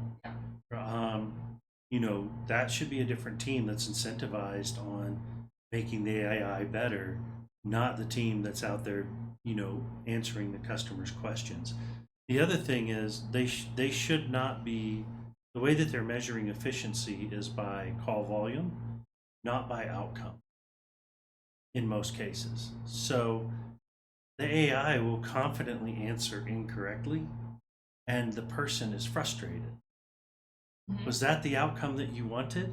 Because if it is, congratulations, you just got there very efficiently. If it's not the outcome that you wanted, then you're measuring the wrong thing, because to you that looks like a win, when in fact it was the ultimate loss, right? Because I hear that customer feedback of, I'm never working with that company again because they're so terrible to deal with, right? And that's usually private equity driving cost reduction, replacing people with AI to reduce cost, and the customer ultimately pays the price for that in terms of quality that they receive, and they're going to vote with their dollars. They're going to go somewhere else. Yeah. And I think that depends on the industry, because some industries are more motivated in that way than others. Like ones that have more of a monopoly aren't going to care as much, like what the outcome is for the customer. So, and those are the people that have the money to implement the AI first. So they're going to be trailblazing in that way. Yeah, it's like the old saying, we're the phone company, we don't care, we don't have to. Yeah. All right, my issue with that is the AI so far from what I've heard works better if you now want what you want what you need from it. If you know what you need for it. Need it for. Jesus. Okay, let me read that again. Sorry. The spelling error messed me up. My issue is with that is that the AI, so far from what I heard, works better if you know what you need it for. Like, it can supplement and enhance skills, but not really imbue them. I like that. Yeah, I think that's solid. Is it can be a shortcut to help you research. So AI is non-deterministic, right? I don't know. I'm sorry. I keep opening my mouth. Is this okay if I kind of go off on this topic? So AI is non-deterministic, which means it is probabilistic. So it tells you the next thing that it thinks you probably want to hear or is probably correct. Mm-hmm. That's not necessarily truth. That's just probably the thing that it should say. And that's so where it the does. Hallucinations come in. Yeah. It's hallucinations, confidently delivering wrong answers. You know, the way those models are built are for engagement over correctness. So you hear these horror stories of terrible advice coming from AI. They're probabilistic systems. So if you are asking a probabilistic system for a deterministic answer, you are going to be frustrated. Yeah. So humans are actually better at determining, hey, do you want sympathy or do you want an answer? I would say guys are probably less built for that. Typically, they're going to understand, hey, do you want me to be mad and indignant for you, or do you want me to go find an answer for that for you? Yeah. Right? And the AI, it's just like, okay, here's what I think you want to hear. I think that was an important distinction. Does anyone truly understand Kubernetes? Do you understand Kubernetes? I think that there are people who absolutely, truly understand Kubernetes. I think they are very few and far between, but I think there are people who really understand. That seems random, kind of, but all right. Yeah. Your best bet is to find a job in tech when whatever you can and whatever is prevalent for the moment, and then laterally pivot to a specific niche you want. I don't know. I've heard mixed things about that. I don't know what the correct answer is, but I've heard a lot of mixed advice about that. Hiring managers are looking for known quantities. So if you are good and you are solid in another area of the business, and that manager says, yeah, man, that's a good person, like, we want to see them do well, then the likelihood that you're going to get a shot doing what you want to do much, much higher, right? Yeah, I guess it depends on whether the kind of company that it is. I think it's harder in a corporate setting rather than a smaller business, because smaller business want to hire promote from within, and the corporate companies tend to not do that as much. I don't know, like in my corporate role when I was hiring people, if I could pull somebody from the help desk or from another technical team that was doing well, and I had a company, a customer that had a data breach, and the lady who found it was a long-term employee of the company and had just been put on my team recently, knew nothing about security, but was determined that they were going to find the answer, and she did, right? So it was the right person in the right place for the right task, but it was an easy decision to bring her over because she had such a great track record of being really good in the other roles that she had done for the company. So it was much lower risk for me to bring her over and teach her the little bit that she needed to know about security to be useful in that role. Yeah. Right? I guess that comes more. It's more what I'm talking about is more frequent for managerial positions. Like I feel like corporate places hire managers more so from outside than within. Um, so, but I don't know. I don't have as much experience as you, so. I would say that's probably not true. I would say that most organizations tend to it's the Peter principle. They tend to promote to the level of incompetence. Okay. Yeah. So a lot of time, like I know I got promoted into a position that there was no way there. I had no business being in that position at the time, and the people that you know, I feel sorry for those folks that had to deal with me. So yeah, I would say that internal promotion and lateral movement is definitely a valid way to go. Even if you're starting in the help desk, man, you know, I think that every asshole system administrator should be forced to go work the help desk for a little while to learn some freaking empathy. Yeah. Everybody should work help desk and be a waiter at one point in their life. Correct. Yeah, and I've done both. So yeah. There you go. Yeah. I agree with you. If Ox, Diff, and I, or OXDF, and I frequently talk about this type of thing on Cube Talks, breaking into industry, etc. Yeah, go shout out Hack the Box, Cube Talks. When you guys usually do it Fridays, or did that change? Oh yeah, there's more people in here.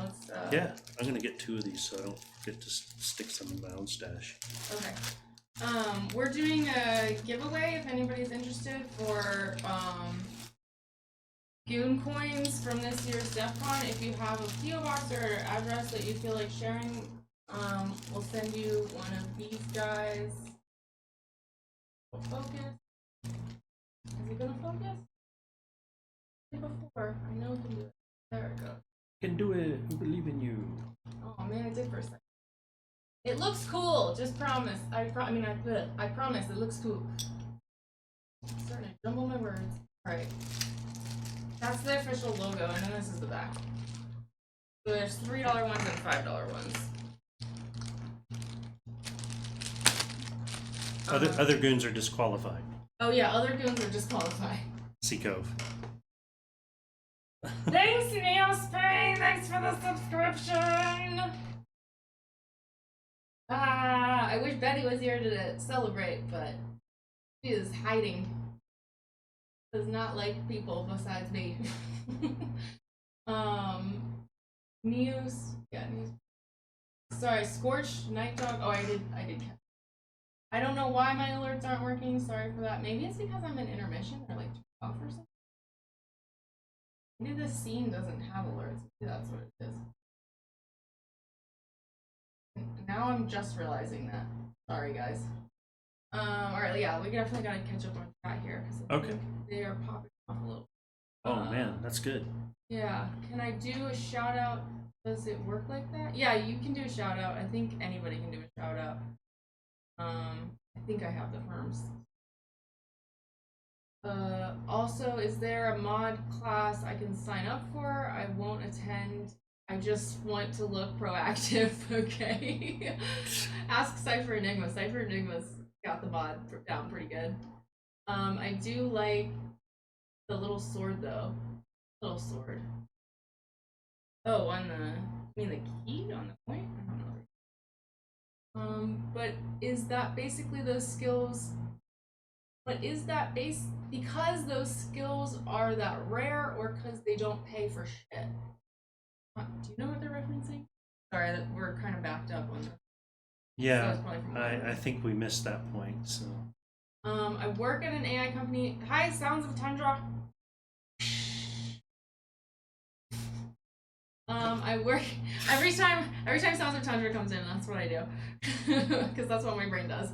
I work at an AI company as an engineer, and I use AI on my job occasionally to help me with my work, but in no way can it replace what I do yet. I feel like that's how most people at least feel.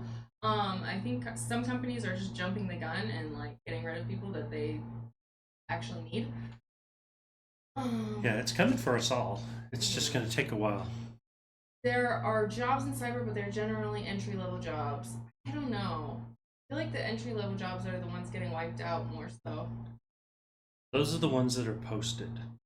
Those are the ones that are posted. That's a good point. Yeah, Yeah, think I hear them all the time about people looking for roles, but they're not posting them. And, you know, they're, even if they are looking for entry level, they're looking for somebody who's vouched for. So again, build your network, get connected to people who are in the industry to help tell them what you're looking for and prove that you know what you're doing and they can help you get in. Yeah, go to conferences. Go to conferences, yes. This is super interesting. I'm loving all the folks weighing in. You hear all these rumors, I guess. Yeah. Definitely a lot of rumors and hearsay. P0lr, hello. Similar ideology and personality between applicant and business is very big, and your network is very important. Also, a very valid point, I think. Yeah, your ideology. Yeah, like your like the culture's got to match. At least to get hired and for it to work long term, and for you just to be happy there. Like, something my friend always says is, it's not about who. What did they say? It's not about who. It's not about where you work. It's about who you work for. Oh, HR can't find people with skills, but want assists, but only pay $65,000 a year. Yeah. I think the skills are still. I've hired 12 or so people in the last 3 years, and I do tend to find a surplus of candidates, but a smaller amount of candidates of quality. Yeah, I think that's. Yeah. Obviously, yeah.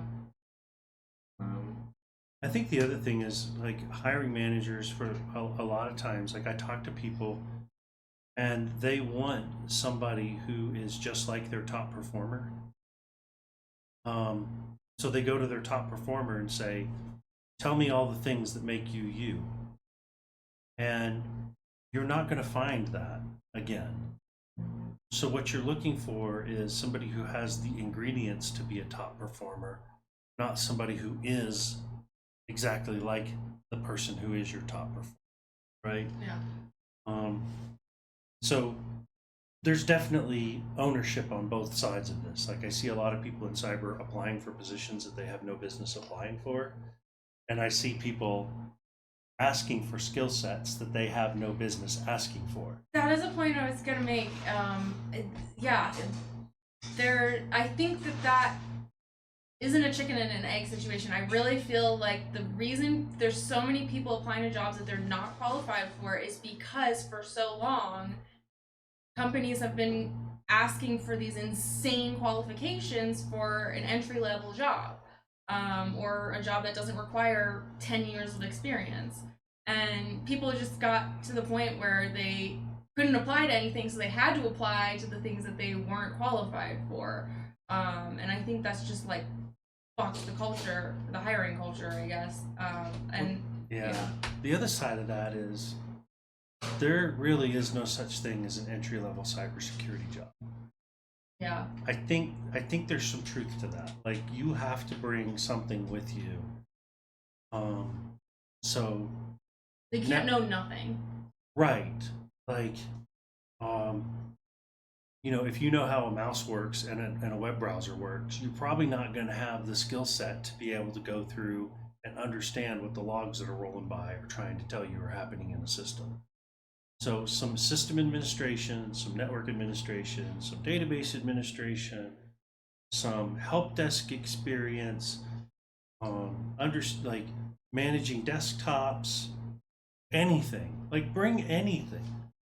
But so that conversation about a lateral movement, I think is actually a better path than trying to go straight in for a cyber job as your first job, because two things: not only do you have somebody in the company vouching for you that you're a good worker, but you also have a skill that you're bringing with you that you can immediately apply to the world of cyber. And that's a skill that they don't already have on that team. Like if you're coming from the desktop world and they don't have anybody who understands desktop, then you're increasing the capability of the team through that skill that you're bringing. That's ultimately what they're looking for. So, but if you just show up and say, "Hey, man, I went and took this class on red teaming, and I want to red teams all your things," they're like, "Yeah, man, we got no place for that." Yeah, I would say I would agree with all of that actually. Yeah. I would just say also like a third point would be another advantage is if you're already in a company, you already know the culture, you already know if you mesh with it, and they already know if they mesh with you. So, let's get up. Wouldn't trust AI for any sort of logical decisions, having it do what I call utility code, like iterate through an array or something basic, it's fine. Yeah, very like specific tasks, or Yeah. like full projects. No. They looking for the question.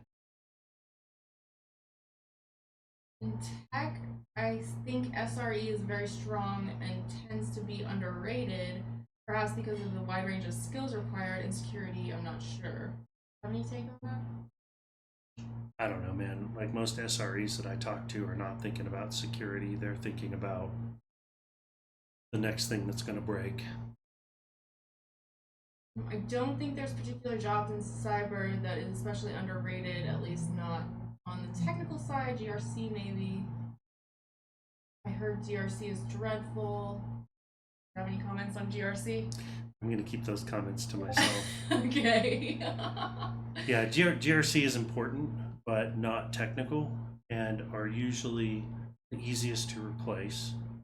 Yeah. They're probably the ones that are going to be more targeted for LLMs because they're primarily language motivated questions. Yeah. But yeah, I think hard technical skills are hard to come by. And I think companies are still looking for those.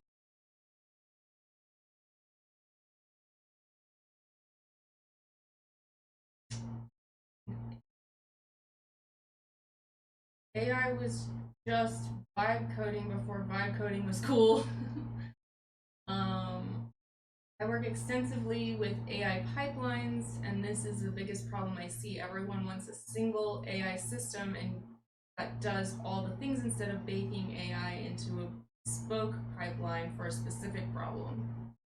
Not just MCP. MCP is just an API with discretionary agent call. Yep. So you hit on something that's really important that like if you look at the way that Palo Alto Networks implements AI, they don't have one AI. They have a bunch of small language models that are focused on very specific problems. And then they have a scoring overlay for that. So is this good or is this bad?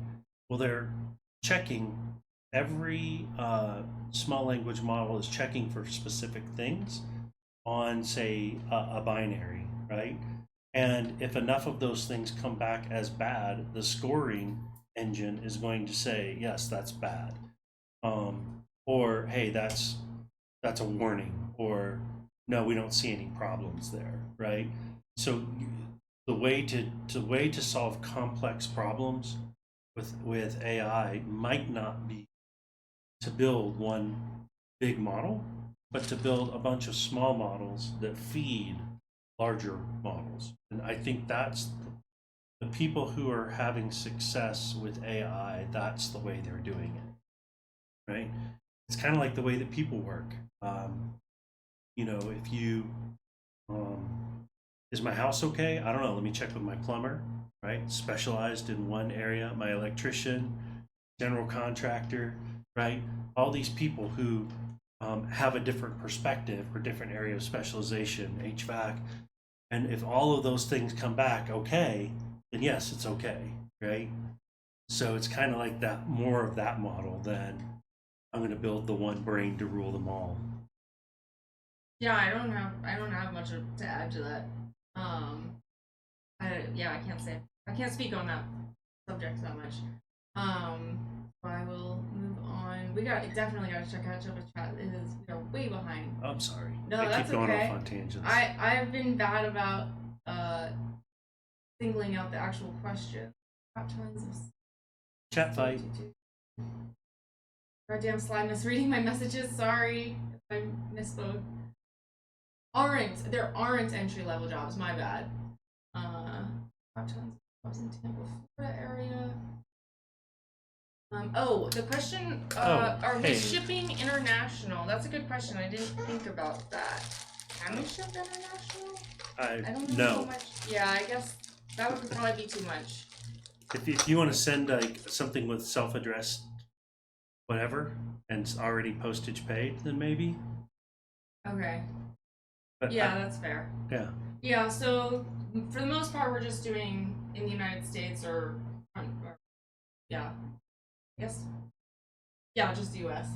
But yeah, anyways, again, we're sending anybody who wants it, or the first 5 people that want it, a coin from this year's DEF CON, Goon coin, and sorry, I'm trying to get it to focus it.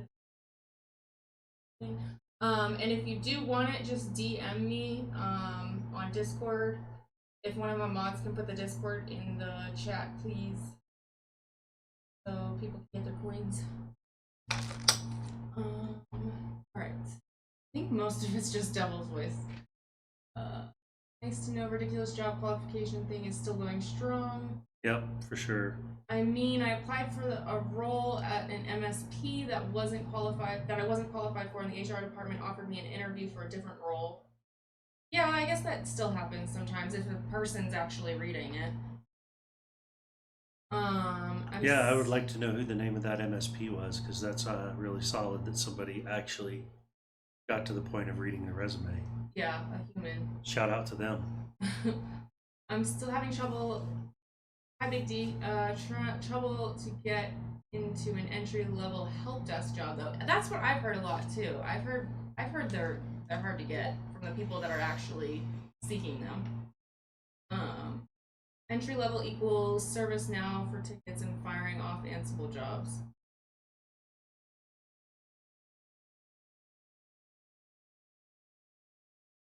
Are we in the same house? Yes, we are next to each other. Can you tell the background is his background is yeah, there we go, you see. Actually, the movie's Hackers was relatively accurate if you remove the main plot, like calling the TV station for the modem phone number, using couplers couplers at payphones to hide your location, typing cookie for the Cookie Monster virus, pirate stations, etc.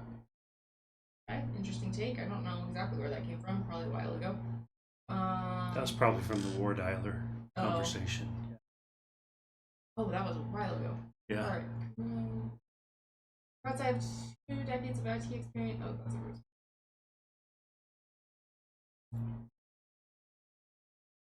I can totally do this. We can. Okay. Are we even talking about good things, like things that people want to talk about here? Because yeah, if somebody has just not even a question, but like a topic they want us to talk about, we could talk about more badges too. Yeah, we can show off some more badges. We're showing off badges at the beginning of stream, but there aren't that many people in here, so if anybody wants to see some badges, let us know. The real money in being a consultant where talent goes to die. Consultant. I don't really have an opinion on that. Yeah, no, I disagree. Disagree, okay. The consultant I met took a bunch of trips to Bend, Oregon all the time, so I imagine. What? I don't know what you're talking about.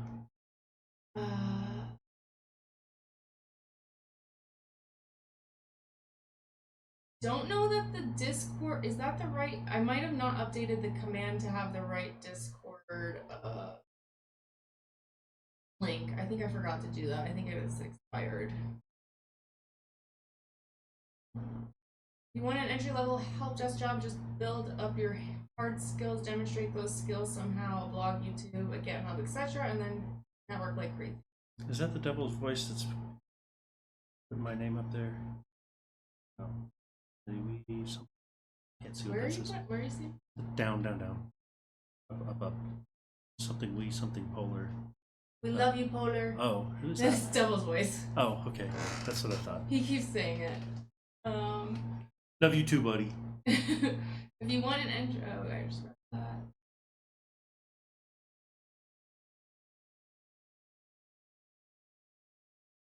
Hammer for the giveaway. Yeah, DM me for the giveaway. Thanks for the. Is that cannibal? Cannibal? That's cannibal? Is that really cannibal? Thanks for following, cannibal. DEFCON is DEFCON. What is it?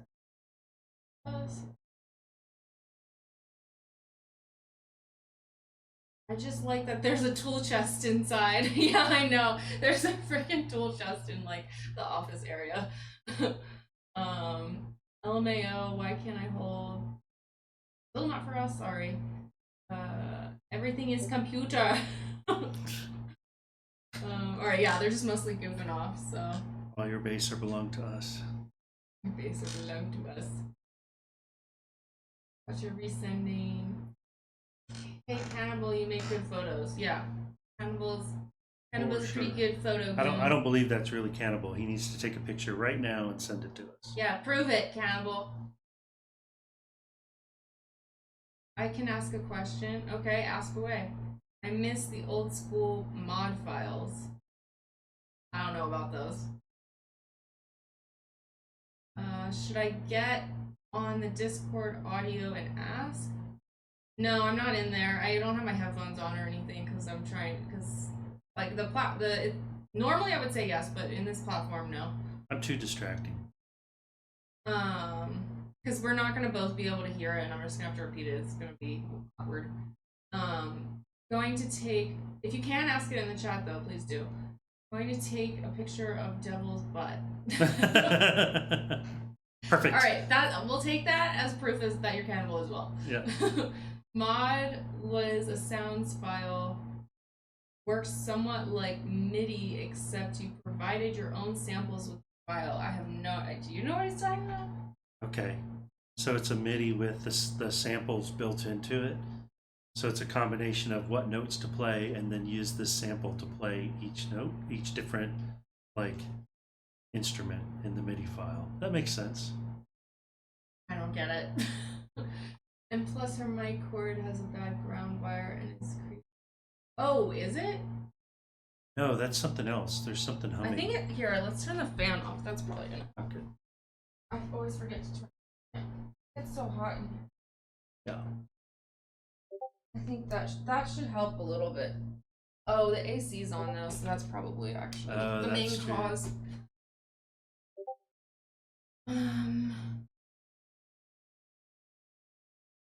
Have any other?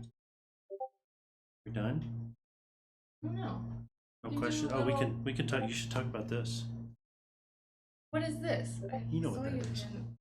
Oh, the Mesh-tastic. Yeah, you should show that. This is a Mesh-tastic. What do you even call this? Node. T-deck. Node. Yeah, okay. T-deck. T-deck node. So this was like a big thing at DEF CON this year, is everybody had Mesh-tastic nodes.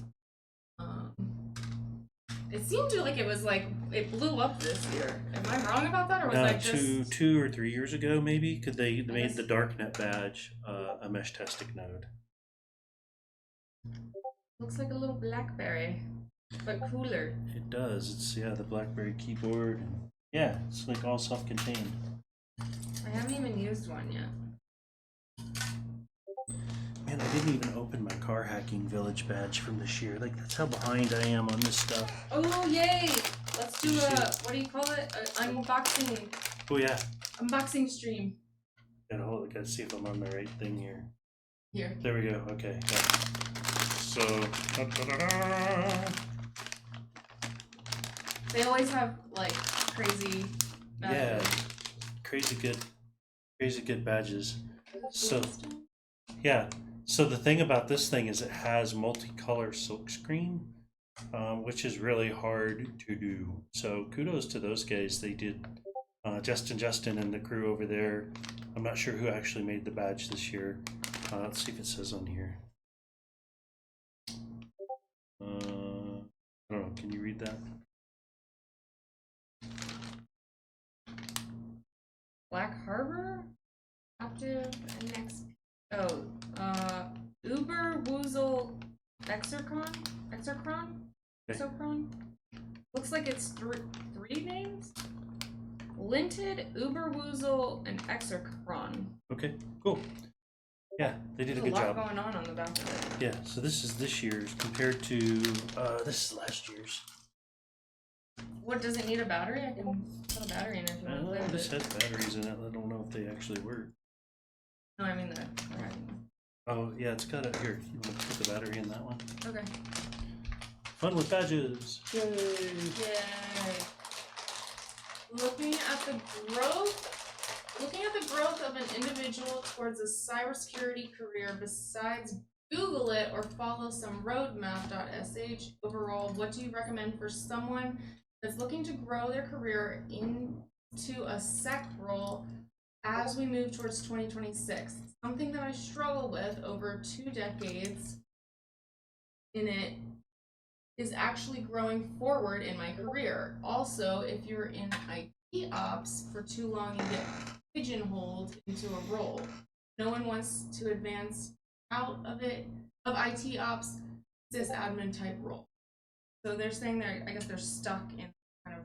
Yep, work on your people skills. To me, that tells me that there is something where you're having a difficult time relating with people. So just like you have to learn technology, you have to learn constantly learn better people skills and interactions. So that would be my recommendation, is that if you find that you are being pigeonholed, that it's typically because people either don't want to work with you or they don't see you as being a good you're not communicating the value that you're adding to them. So get it in there. I don't know. I don't know how to turn it on. I had to put it in backwards. Oh, let me check.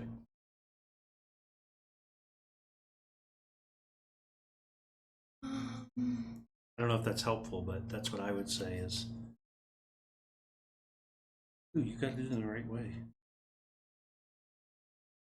It's not always the answer, but in this case, I do think getting certs to demonstrate you've developed a cross skill, then network more and talk to people. Yeah, honestly, from what I've seen, and I haven't experienced this personally so much, but from what I've seen with people, which I'm a people watcher, networking is like the only thing that's gonna just truly distinguish you from, like, you can be totally qualified and not get the job. Oh, you have the bag. Where did the lanyard go? But knowing the right person or just talking to them makes all the difference. Yeah, that's and sometimes you have to leave to move up.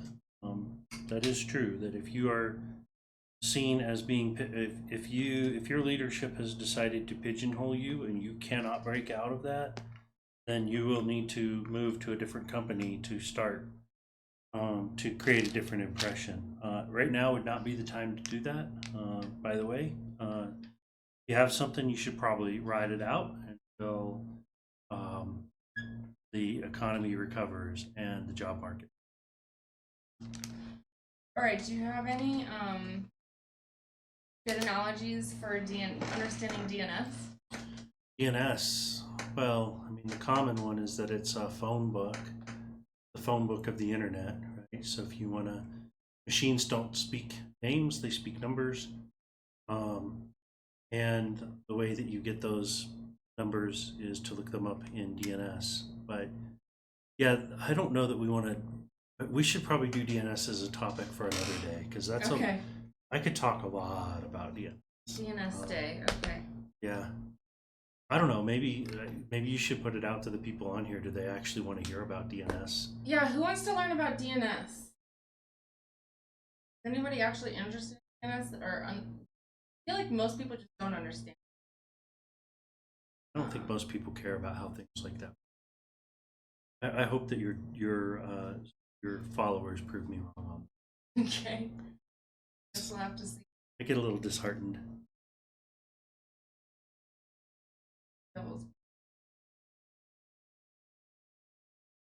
Get into shell scripting. They always need people who can whip up a bunch of machines done at once. A Linux guy or gal in a shop is always there. Yeah, if you can find the place where somebody like they need a Linux person. Yes, agree. Pigeonhole. It's not practical right now to job hop in my whatever role. Looking. Yeah, that's what you just said. Yeah, for sure. Sure, the more you know, the better. Yep. DNS is interesting, but I deep dived enough for a lifetime sysadmin. Is there such thing with DNS though? I find that I was talking to a DNS company and was teaching the people that work at the DNS company how DNS works. That's awesome. things that they didn't know. So I mean, terrifying but awesome. Well, I mean, it is used for way more things than people think it is. It's not just, hey, what's the IP address of this machine? It's used for email validation, for certificate authorization of certificate issuance. It's becoming used more frequently for certificate exchange, so that the web server doesn't have to supply the certificate that's supplied through DNS for TLS 1.3, the new version of TLS. Okay. So website like security is going to rely on that more and more, especially with Quick and HTTP3. So yeah, there's a lot going on there. Most people are overlooking those technologies. So like Quick, IPv6. I talk to people all the time that are like, I don't care about Quick, I don't care about IPv6. But those are rapidly becoming the most commonly used methods for transporting data across the internet. So what they're telling me is I'm making myself obsolete by not learning the way that new things work. Yeah, I guess because IPv6 has been out for so long and it hasn't been rapidly adopted or adopted. So people are just like, whatever about it. That's kind of their attitude. Yeah, but I mean, a lot of people have it. A buddy of mine calls it internet to your balls because, because you set your laptop on your lap and the internet is right there, IPv6. Like for a long time at Palo Alto, they didn't apply policies to IPv6. So it would pass IPv6, but it wouldn't apply a policy. So it was basically the unmonitored protocol or transport on the internet that you could deliver whatever you wanted and nobody was looking at it, right? That's crazy. And I don't think that they're doing that with Quick anymore, but that was the case with Quick for a while too. I don't know anything about Quick.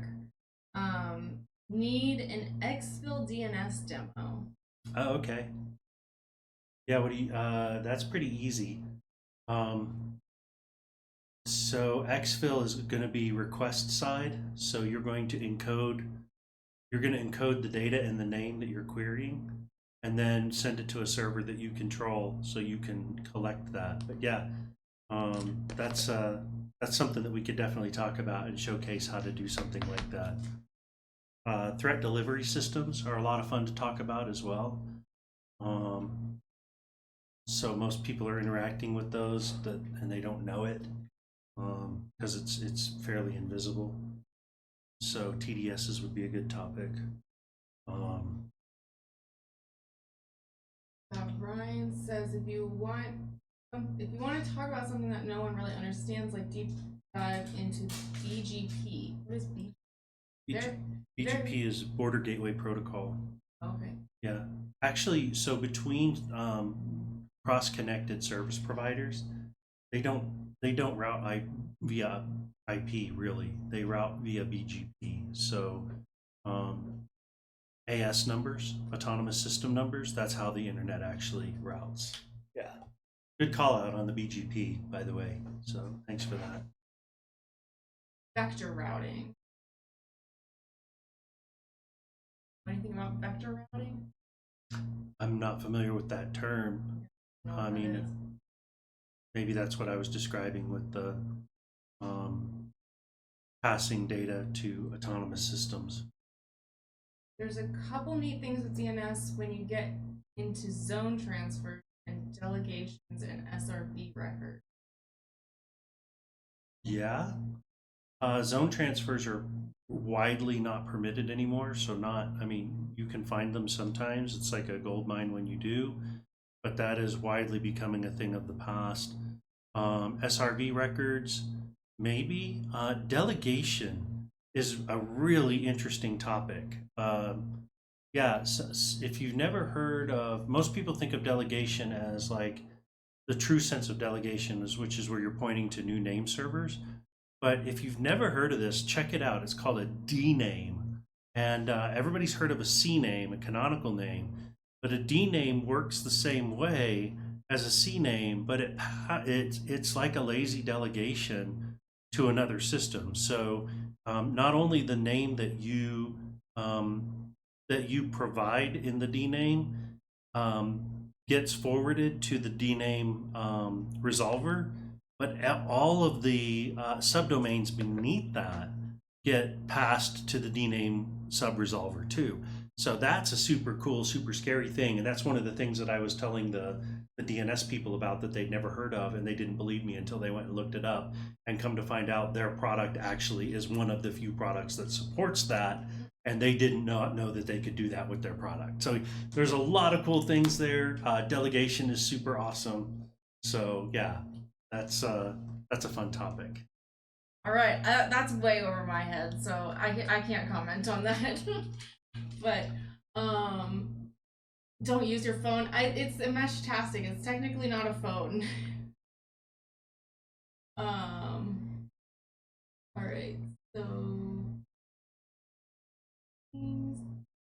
the chats. We have to get the chats. I like that people are suggesting learn Linux when I'm a senior enterprise distributed network attached storage support engineer. Jesus, that's a mouthful. That is built on a custom Linux distro. Learn Bash.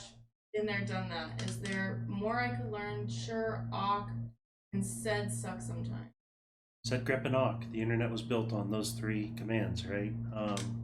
But yeah, the key to being successful in a career in technology is, and we all fall into this trap, is continuing to learn new things, right? The world of technology is constantly evolving, and we get to a point where we feel like we have arrived and we stop pushing to learn. And that's when you get in trouble, right? When you're in your career, I fell into this. When you are in your career and you think that you know all that you need to know, and you're not constantly reading, like hungry for knowledge, constantly learning, the technology is going to pass you by. So yeah, I would say if you're,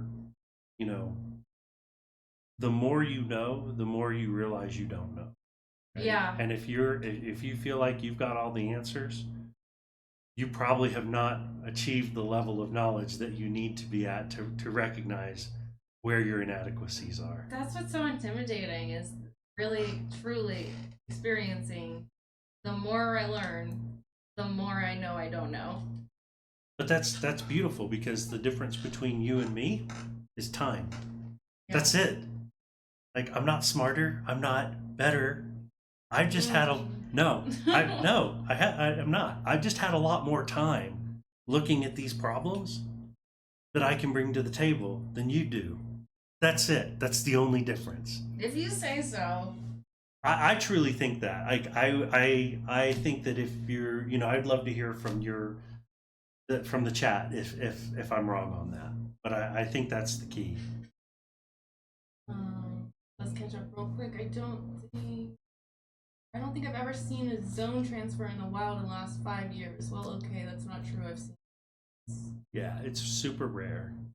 I run a company that built a platform that does DNS analysis and other types of analysis. I have never stumbled across a zone transfer ability in the wild. Poor Sly misreads this. I specifically said this in response to him struggling with desktops. Oh, I don't even know what you're replying to. Did you say? Oh, I think that was.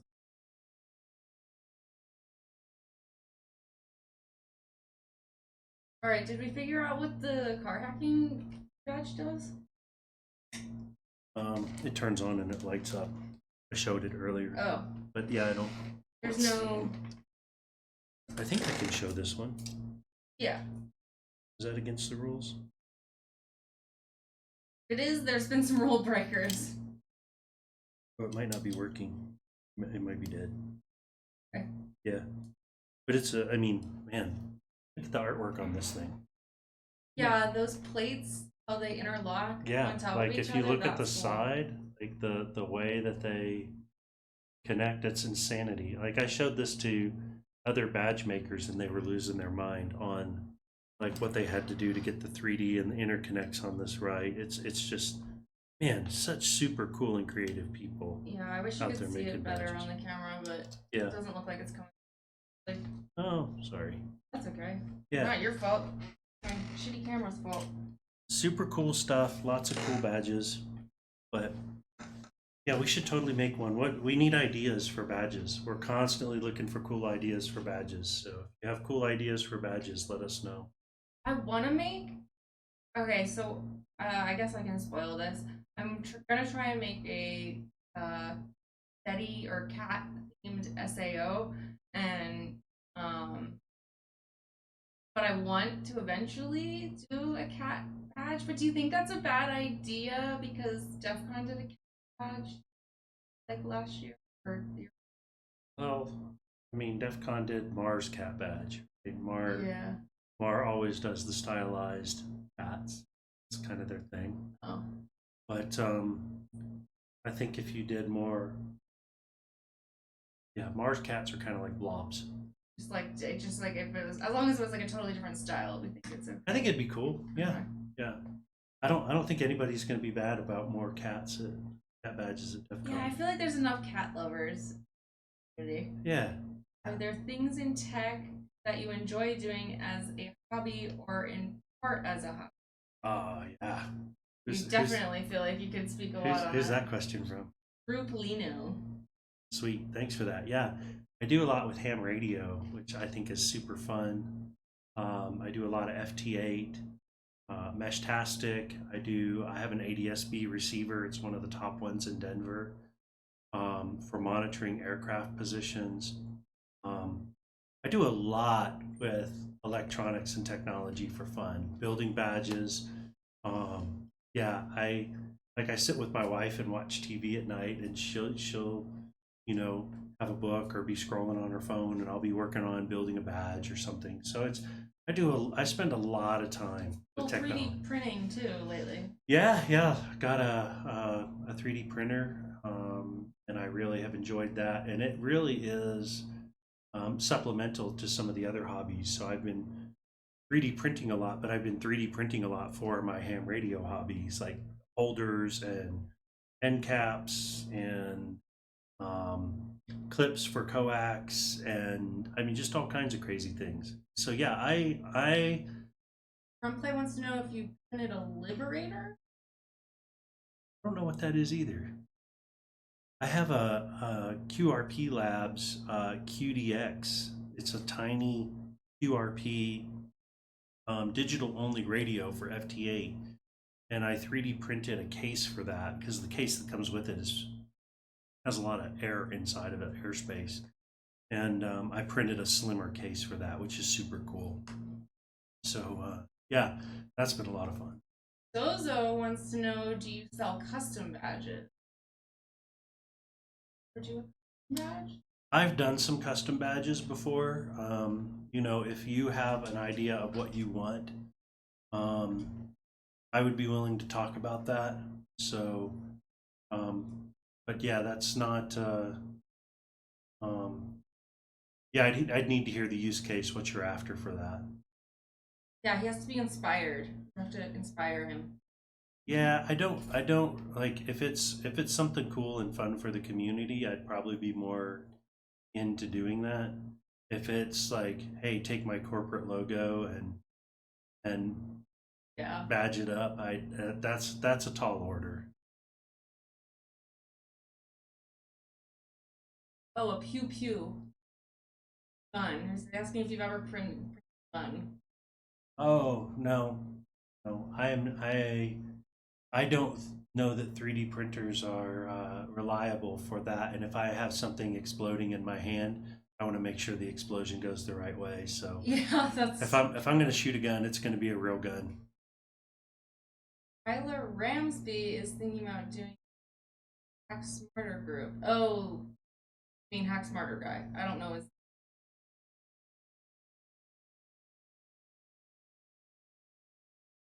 Yeah, nothing. I guess basically nothing like corporate or like that's gonna for advertising. Yeah, I mean, if you're going to pay me a bunch of money, then yeah, I'll do that. But I mean, I'm not interested in spending my time doing something that I don't want to do for not money. Yeah, Chinese food. Hopefully that's fair. I 3D print my ex-girlfriend. Why would you? I miss her so much. Okay, you have problems. You should ask ChatGPT. Yeah. Just order a new blow-up doll, bro. Okay. Uh-oh. Please don't. Ew. Real questions. I should stream. I stopped streaming a while ago. Why'd you stop streaming? Drink 3 IPAs and a gin tonic. That'll do it. That'll get chat. Getting weird. Time to get chatty. Time to get chatty. Grunt Clay, I know you had some difficulty within industry getting a job. What do you think? Or do you have any questions about or advice that you want to ask for P0lr? To go to Polygon and 0.22 caliber 9mm. I'm really into the Guns and dongs. Cyber. What? Guns and dongs? Yeah. I didn't know that. Okay, that's something I'm learning. Oh. Programming used to be my hobby, but as my job has become more and more code focused, it becomes more work less. Do you code for hobby at all anymore? Oh yeah. Okay.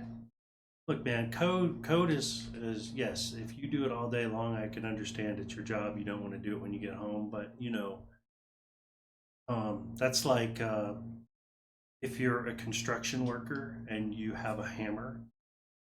Do you not use your hammer when you go home? No, there's still times when you need a hammer when you're at home. So yeah. You grab your hammer and you do some hammering, right? Same with code.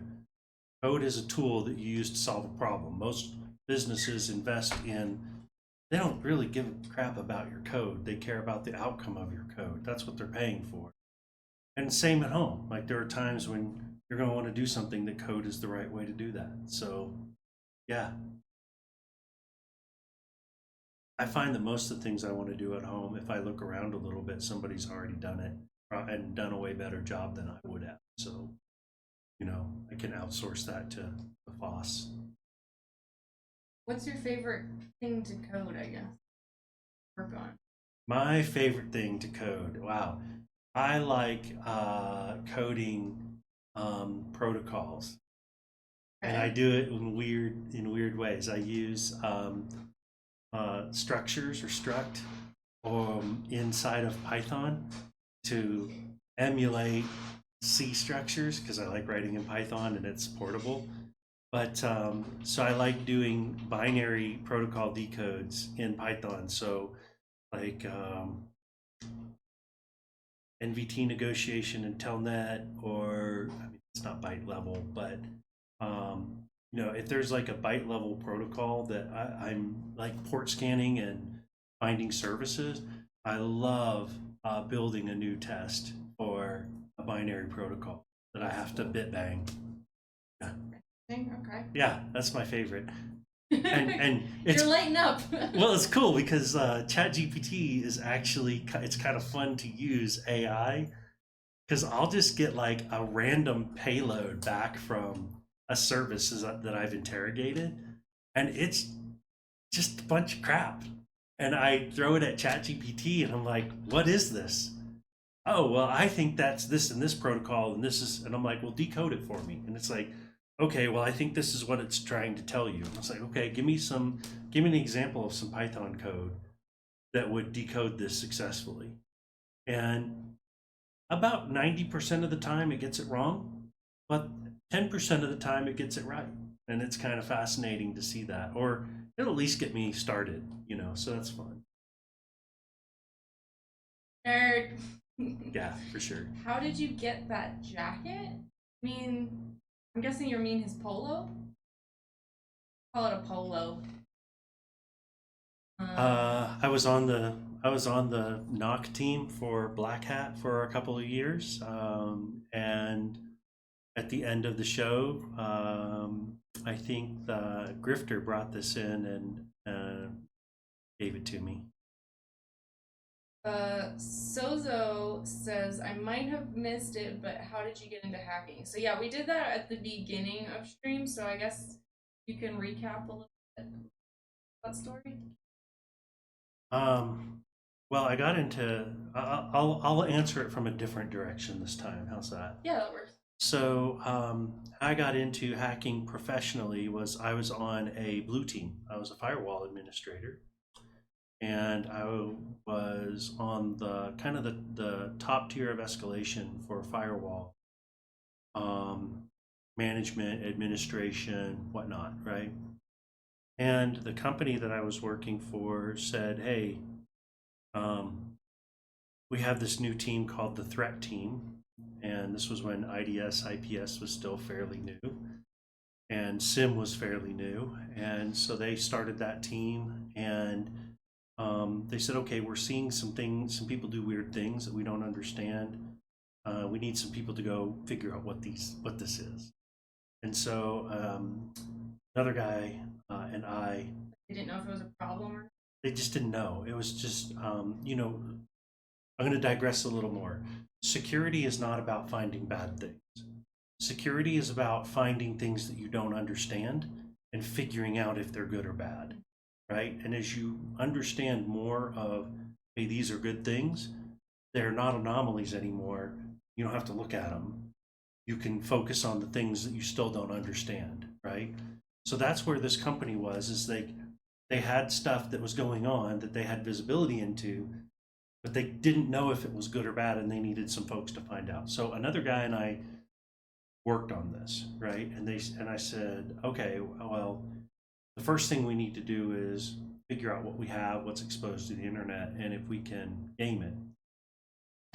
And so I have a background in SQL, and we had a lot of applications facing the internet.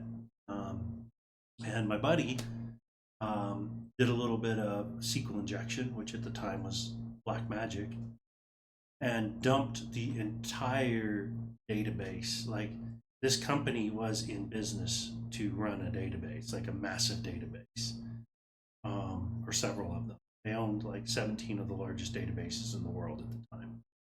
And this guy walked in and through a web interface dumped the entire database, which is what they sold, right? Should not be able to do that. So the team lost their minds and decided that they needed a team of full-time pen testers. And so my buddy was like, yeah, we're gonna be the pen test team. So that's how I got started in it, and I did a bunch of SQL injection, enumerating databases that they didn't think could be enumerated. That's really like finding things and manipulating databases are probably the things that I was best at. And I ended up going up the leadership chain and running that team and then running the whole organization before I left that company and went to a vendor. Wow. So, yeah. So I was actually more defense focused. Like, to this day, I would much rather read a bunch of logs than go hack a system. I think there's fascinating things that happen in those logs. Wow. Oh, story. You want a story? Yeah. Okay. I think the people are ready for it.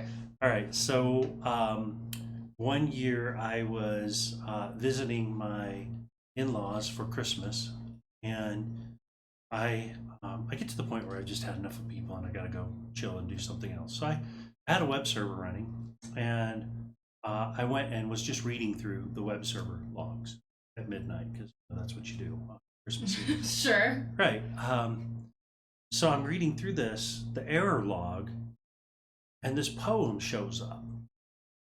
And I would have to look up the poem, but it was something about like this type of error, all these other types of errors, like the errors will set you free. It was kind of, I'll have to find it and send it out, but it was really cool. And come to find out, I looked it up, and it was CCC, the cyber conference in Germany that's held every year over our Christmas, as they sent that to every, I think it was an Apache server. They sent that to every Apache server that they could find in the world to have that poem show up in the error log, and only the people who were looking at their logs ever saw it. So that's fun. I thought that was cool. I thought it was cool. Yeah, no, definitely. I feel like that's like a big part of the fun part of hacking is like finding those little Easter eggs that nobody else gets to see, and nobody else is gonna find. Yeah, yeah. There's, I mean, the internet used to be a lot wilder place and a lot more fun, right? So there's like the hypertext teapot protocol, or coffee pot protocol. I don't know. Somebody will know. But one of the status codes is I am a teapot. So for a long time on my social media, it's like, what's your status? And I had the error code, I am a teapot, just because I thought it was fun. And that was submitted to the IETF as a joke. And as a joke, they adopted it. So it is an official IETF protocol that was never supposed to be. Wait, it was just a joke. It was an April Fool's joke. Because of you? No. I'm just telling the story. Okay, no, it wasn't because of me. I'm not that cool. But I did think it was cool.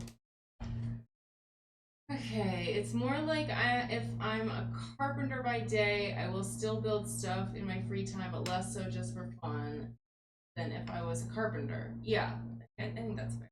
Yeah. Are there things in tech that you don't touch with a 10-foot pole? I feel like that's a good question. I don't touch anything that is ethically ambiguous. If somebody approaches me and I don't understand their intent, or I don't feel like their intent is the type of thing that I could defend ethically, I'll walk away from it. I don't want that. I think it's probably not a technology that I would stay away from, as much as it is types of people. So I don't like greedy people. I don't like people who are in it to make a quick buck and screw people over.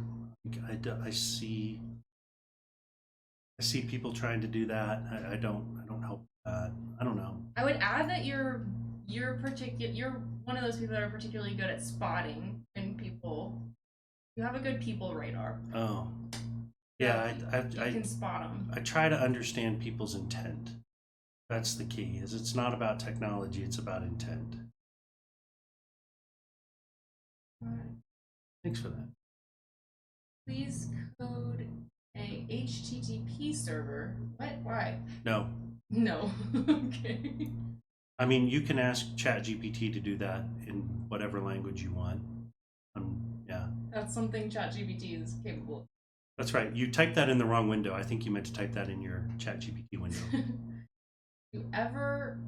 Devil's Voice wants to know, do you ever drive with players? What does that mean? What does that mean? I don't know. Maybe. I don't know. Rust for the win. Python for the win. Go for the win. C for the win. Like, right tool, right job. Fortran for the win. I don't care. Theo, you're too nice. Thank you, girl. I did when I was in the military. I'm not sure what you're talking Rio is too nice. Oh, actually, awesome. She might have been talking to you because she said your hair is so pretty and your beard is looking pretty nice. I don't have any hair. So. Sly did my hair for me. You have hair right here. Yes. Styling. Styling. I don't know, man. Maybe she was complimenting your beard. I don't know. I'll tell you what. I'll take the beard. You take the hair. How's that? All right. Is that fair? Okay. I'm playing as a Fed. I highly doubt it because they've dealt with too much legal troubles to be a Fed. I think an extremely basic HTTP server is pretty easy. It can be done with about 100 lines of code. Oh, that's just a. I mean, in Python, you can do an HTTP server in like 20 lines of code. It's easy. No, I wouldn't know. Well, I'm not a coder yet. Look it up in ChatGPT. Tell it to give you. It's like they literally have an HTTP server module library already written. Import done. Well, he did use the word polygon. What? Ask him about cast iron. Oh yeah. Is that still a thing for you? Oh, that's a plant. That was Devil's Voice? Yeah. Yeah, I collect cast iron, so I might know a little bit more than the average person about cast iron. What would you do if you saw someone using soap on a cast iron? I'd give them a high five. It's their cast iron. They can do whatever they want with it. They can destroy it themselves. I actually use soap on mine. Really? Yeah. It doesn't hurt it. It doesn't. It's fine. Yeah. All right. Yeah. Please use soap. Don't make your cast iron nasty. I stopped using soap because of you, though. But I was still new to the cast iron game. So. Yeah. I would say, just make sure it's clean. Otherwise, they get gross. They get build up on them. They're nasty. I guess every once in a while we use a little. Perfect. That's all you need to do. Yeah. Doesn't take much. Don't have to do it every time. Yeah, I love really rare old cast iron. So like Griswold, Wapak, old Wagner stuff. How did that become a thing for you? Did you just like cooking with a cast iron and then want to know more about it? It came from my wife likes to go to like antique malls and thrift stores and stuff like that. Oh, fun. And she always wants me to come with her. So I didn't really have any interest in anything in those places. So I was like, okay, fine. Like, I think the cast iron is kind of okay. So I started learning more about it, and then I kind of got more into it. And so now I'm like, that's what we do. We go to flea markets and antique malls, and she looks for her decorating stuff. She's an awesome decorator. And I look for cast iron. So we both have something to look for while we're spending time together doing that. That's fun. What's your biggest profit you've made? Because you like resell ones that you find. Yeah, I don't resell the hard to find ones. Probably like maybe $40 or $50, something like that on a pan or something. Good. But yeah, I the coolest one I found was a Dutch oven that was probably a $250 Dutch oven, and I bought it at Goodwill for like $10. But I still have it. That's surprising. Goodwill is where you found something your best find, because Goodwill kind of sucks. Overpriced everything. I find it very hard to find good. 5-10 years ago, it was. Yeah. I guess it depends on the Goodwill. There's a key to it too. The area. PCC is great. I sent one to German staff last year. Great time. Yep. That's CCC chaos. Chaos. Yeah. Okay. Yeah, I would. That's definitely like okay. It's kind of on my bucket list because I don't know if I'm ever gonna get to it. So I'm like want it to be on my bucket list. I just need to go live in Germany for like a year. I know. I want to do Oktoberfest in Munich. I want to do October, like a festival in a smaller town.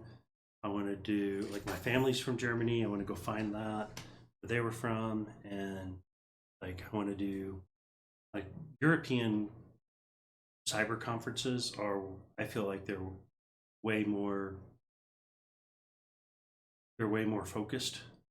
That like, would make sense. Yeah, we're like, woo, conference. They're like, let's get some work done, you know? So. Let's go with 420. Thank you. Is it 420? Yeah. That's awesome. Oh, and I thought the 420 was a great coincidence too. Meant field-wise top. Is there anything you wouldn't? Oh, field-wise, for me personally, I don't like compliance. I've run compliance teams and had to deal with that, but I understand why it exists. I get it, but it's not my bag. It's not my cup of tea. So I like technical controls. P0lr for the P0lr, yeah.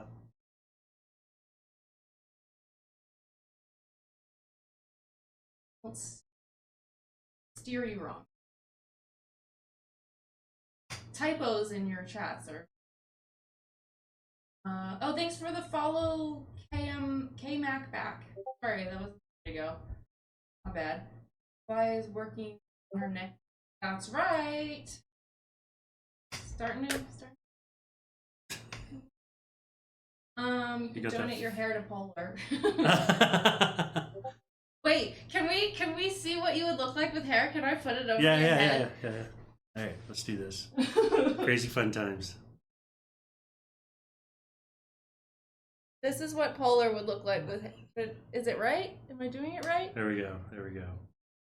All right, just in case you're curious what P0lr would look like with hair. Oh, look at that beautiful hair. Oh, man. Now, you look 10 years younger. I do, man. I miss when I had hair.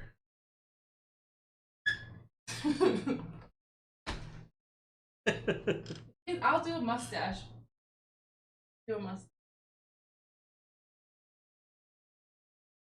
Used to. My hair's long.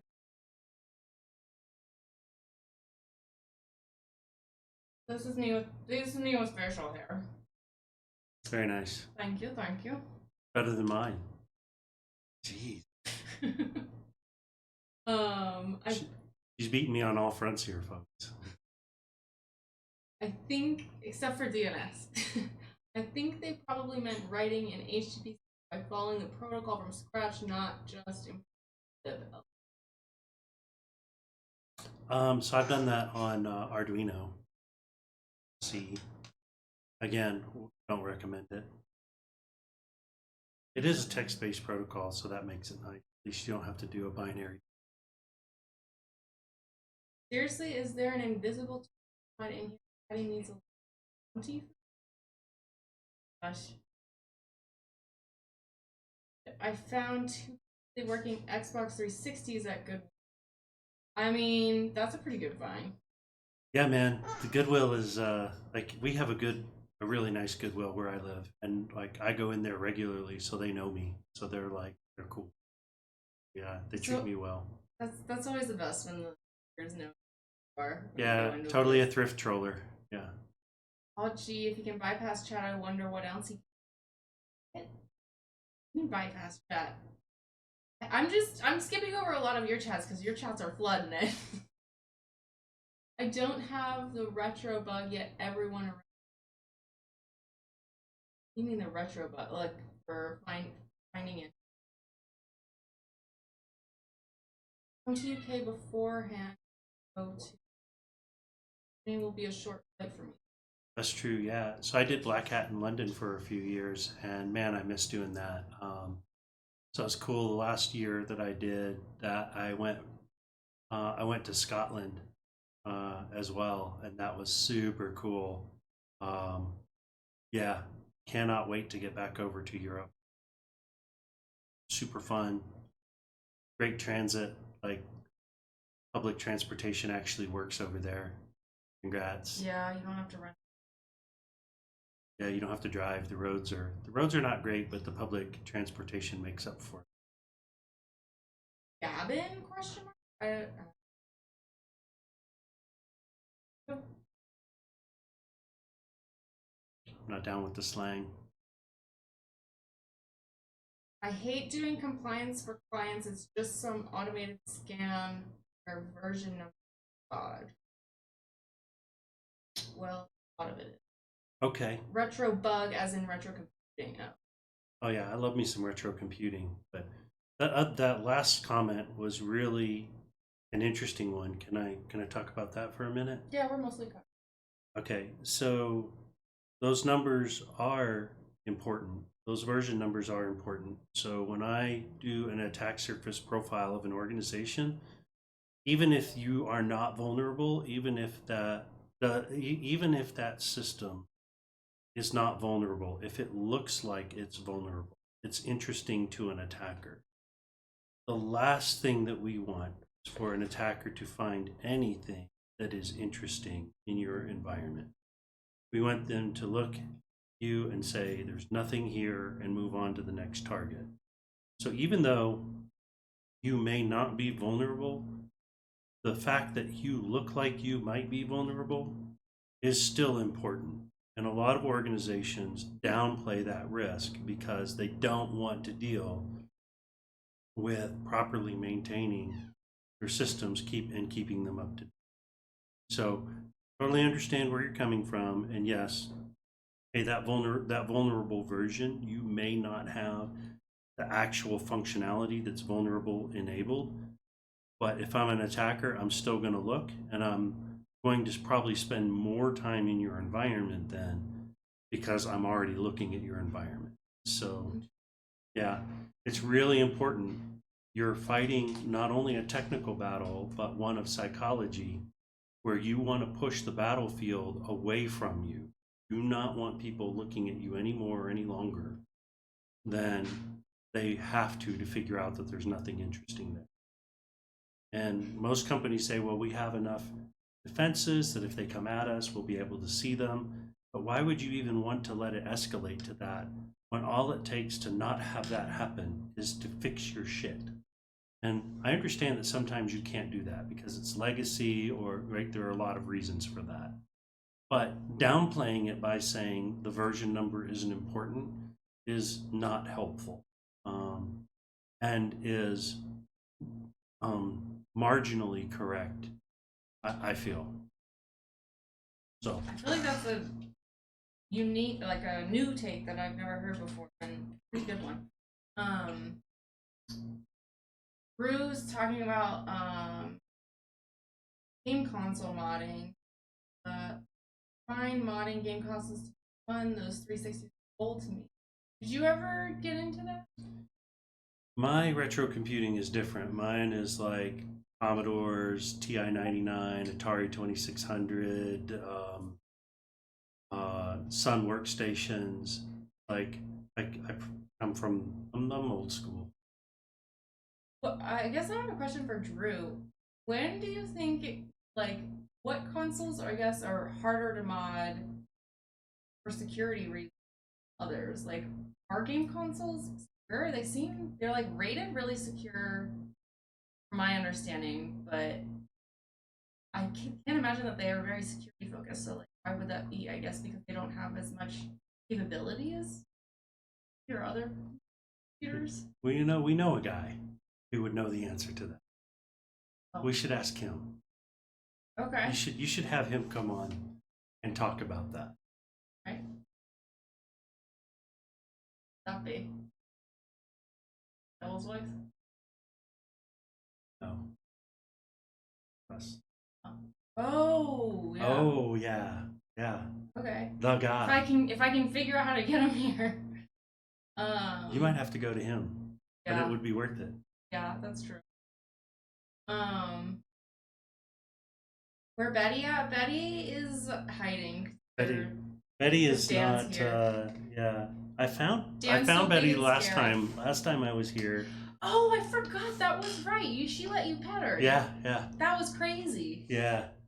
Maybe she will come out. I don't know. We'll give it some time. Alright, I'm gonna take a quick break. I'm just gonna roll an ad and change the screen for a second. I gotta go get some water. So BRB, give us like minutes. BRB.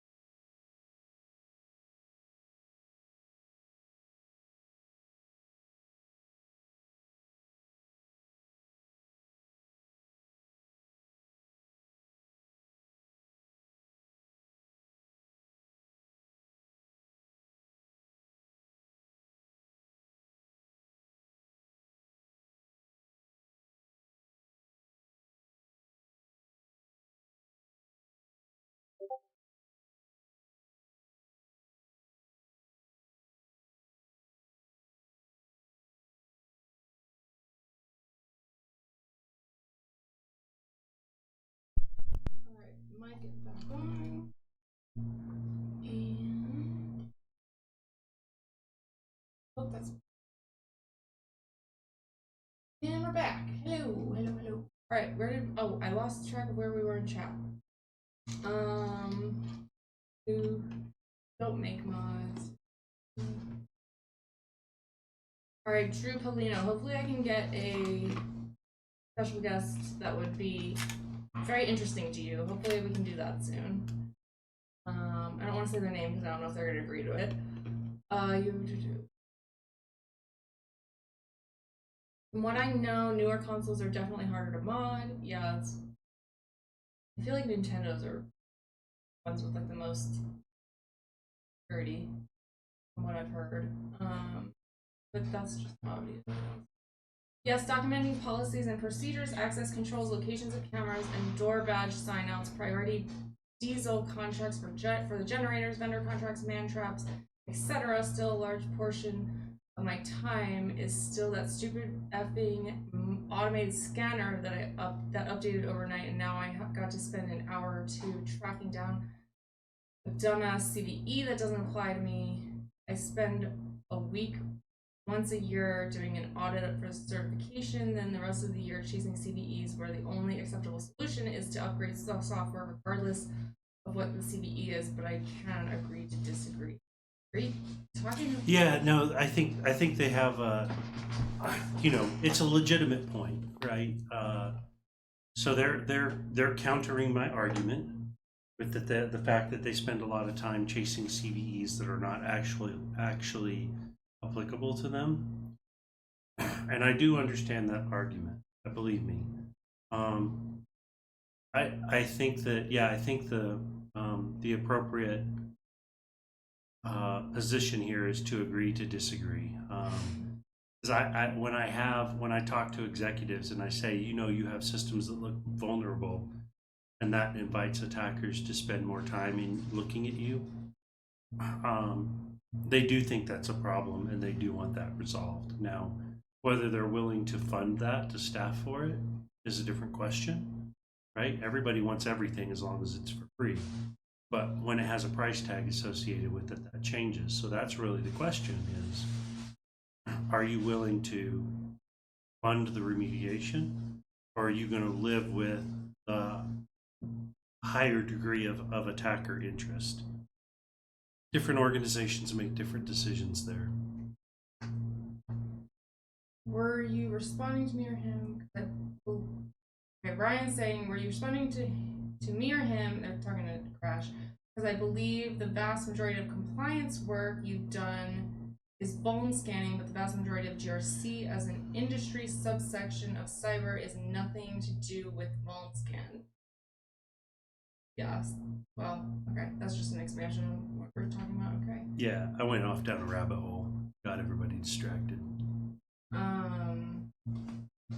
All right. Well, we're probably gonna do like a few more minutes if anybody has any more questions for P0lr. Now is the time, and again, I'm gonna pimp this out one more time.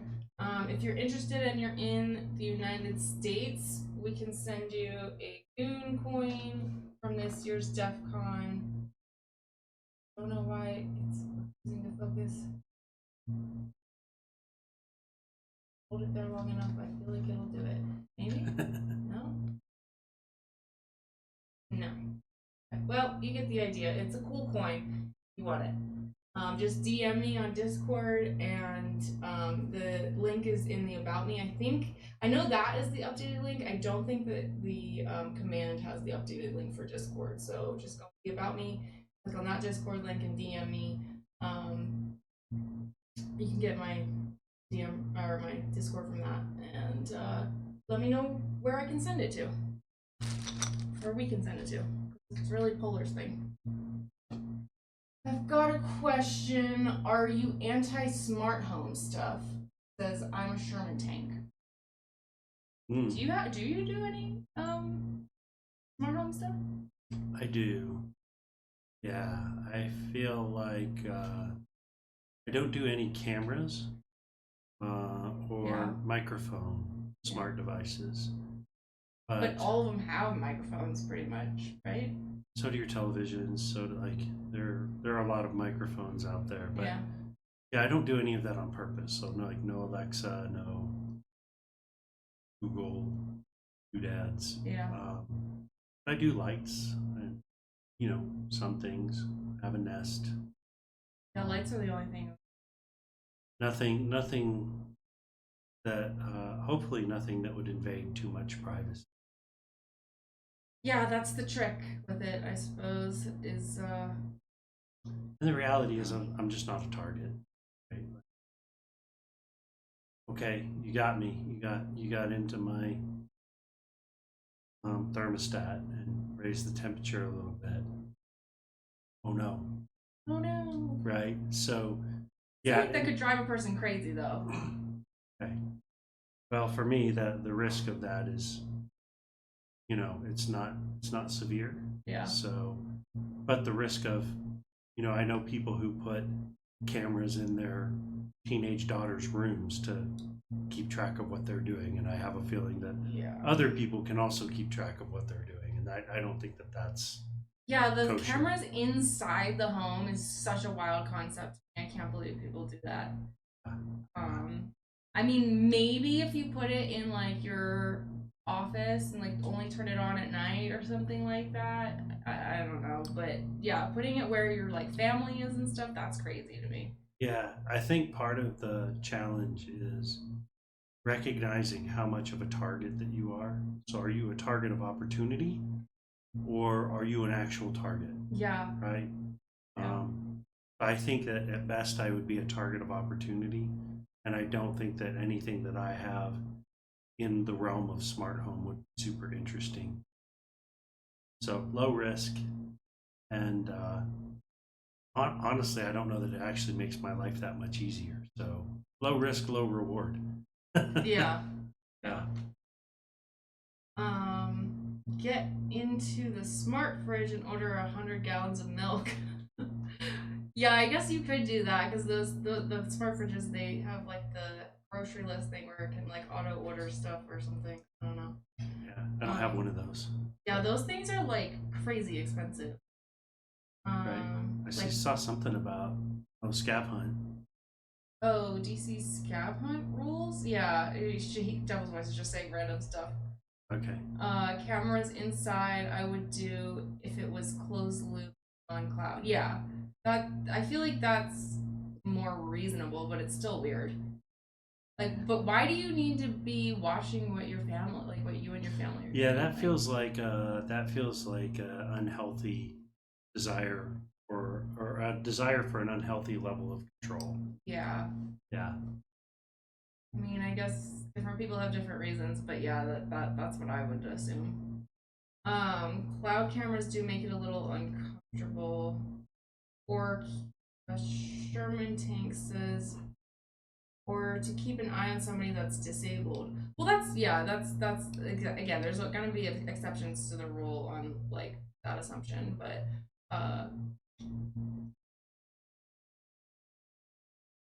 if you're like trying to make sure if it's like a baby camera, if you there's baby cameras like you can use a baby what do they call them?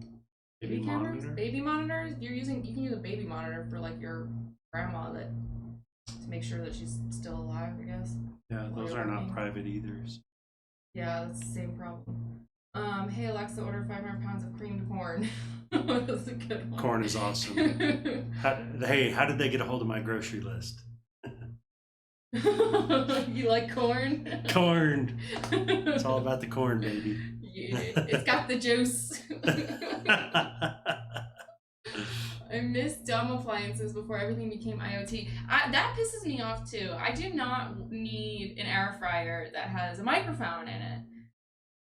It's just not necessary. Or Wi-Fi access. Like, that's just insane. Why? Why does anybody need that? That can only be like a plant for the future for a hijacking. Hey, you know what does not have a microphone or any intelligence in it? No, what? Your cast iron skillet. I'm just going to go back to the cast iron for a minute, and let's all appreciate how great it is. But the stove it's going on might. But yes, the good old cast iron skillet. I missed oh wait, I already read that. Obligatory, there's XKCD for everything. Yeah. You're not supposed to put cans in the fridge. Yeah, no, cans of cream corn, you're right, those do not belong in the fridge. I mean, I would be living alone, so it wouldn't be for that. If I don't have a smart teapot, then how the fuck am I supposed to throw a legit 418 I am a teapot. All right, we're gonna get callbacks to that for a while. Yeah, That's pretty good. it's good. That was witty. Good one, Ryan. All right. I guess if nobody else has any questions, we're gonna wrap it up and go eat some food. I might come back on stream in a little bit, but probably not. But maybe just be Discord. I don't know. Because this was a relatively short stream for me. How long did we do this? What are we at? We are at 3 hours. That's not bad. Yeah, we shot the shit for 3 hours. That's pretty good. Yeah, and did show and tell and answered questions. So I feel like I think we gave everybody their money's worth, considering that they didn't pay for it. So. Yeah, a couple people subscribed. But okay. Yeah. If you didn't subscribe already, subscribe. Yeah. So, yeah. Like, share, subscribe, whatever they say. I don't know. Cringe. But thanks everybody for hanging out with us and asking questions and engaging or whatever if you just watched. This was a lot of fun. If you have any like pointers for me, like how this could go better or what you liked or disliked about it, please let me know in Discord or in chat next time or whatever. Whisper me however you feel like it. I would love some feedback if you have any for me. Because this is my first time doing this and I want to keep doing this. I have a couple other guests that I'm interested in inviting on. So yeah, any feedback at all, good constructive criticism is encouraged. What is your opinion on the downfall of the Ottoman Empire? Okay, well, that's really getting into things. Man, I miss a good Ottoman. There are important questions, Sly. These are important questions, Sly. Yeah, I don't know about that. Yeah. You know what we could do later is get on the Discord. Yeah, that's actually good. Yeah. And just hang out there and actually talk with people. All right, yeah, that's a good plan. So we'll do dinner and then maybe hang out in Discord for a while for any afterthoughts that you might have. Any final remarks? That was fun. Cool. Yeah. Thanks. No, thanks for being here. I appreciate it. Thanks everyone for joining in. You could probably have people Slyborg with their questions so you can skip most of the chat banter. That's all. Oh, that's a good point. I could have the questions directed to a different stream. I mean, a different Discord. Thank you for that.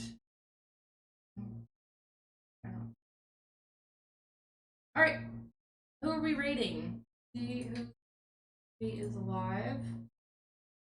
If anybody has any suggestions, looks like Hax Martyr is live and Zeta Shaw. Ooh, Blacksite Valkyrie. Maybe let's do Blacksite Valkyrie because she's doing software and game dev. Oh, also, does anybody have any thoughts on whether this should be in just chatting or in software and game dev? That I wasn't sure about. So if you have any thoughts on that, let me know. I mean, I do realistically, I could.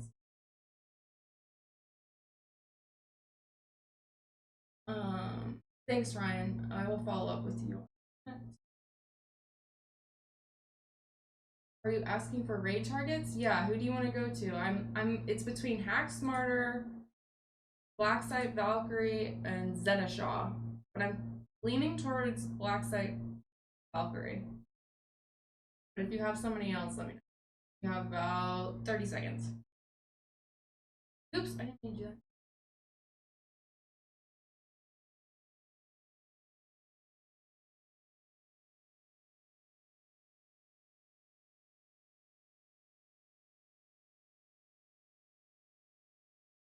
Just chatting? Okay, thank you.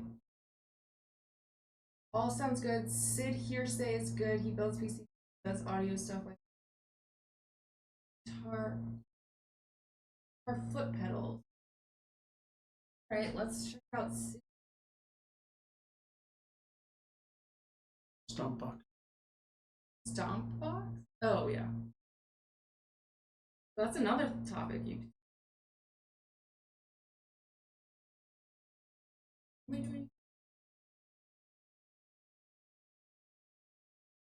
show us. If you like coding. Alright, well, let's just go to Blackside Valkyrie, because she's only got 19 people in there, and could probably use the boost.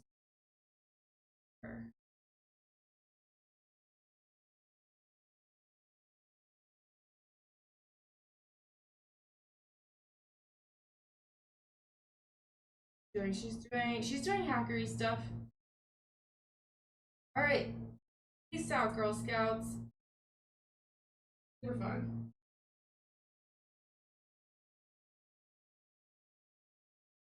I did Zetashaw the other day, so yeah, I'm not gonna do that was only if everybody wanted to go there.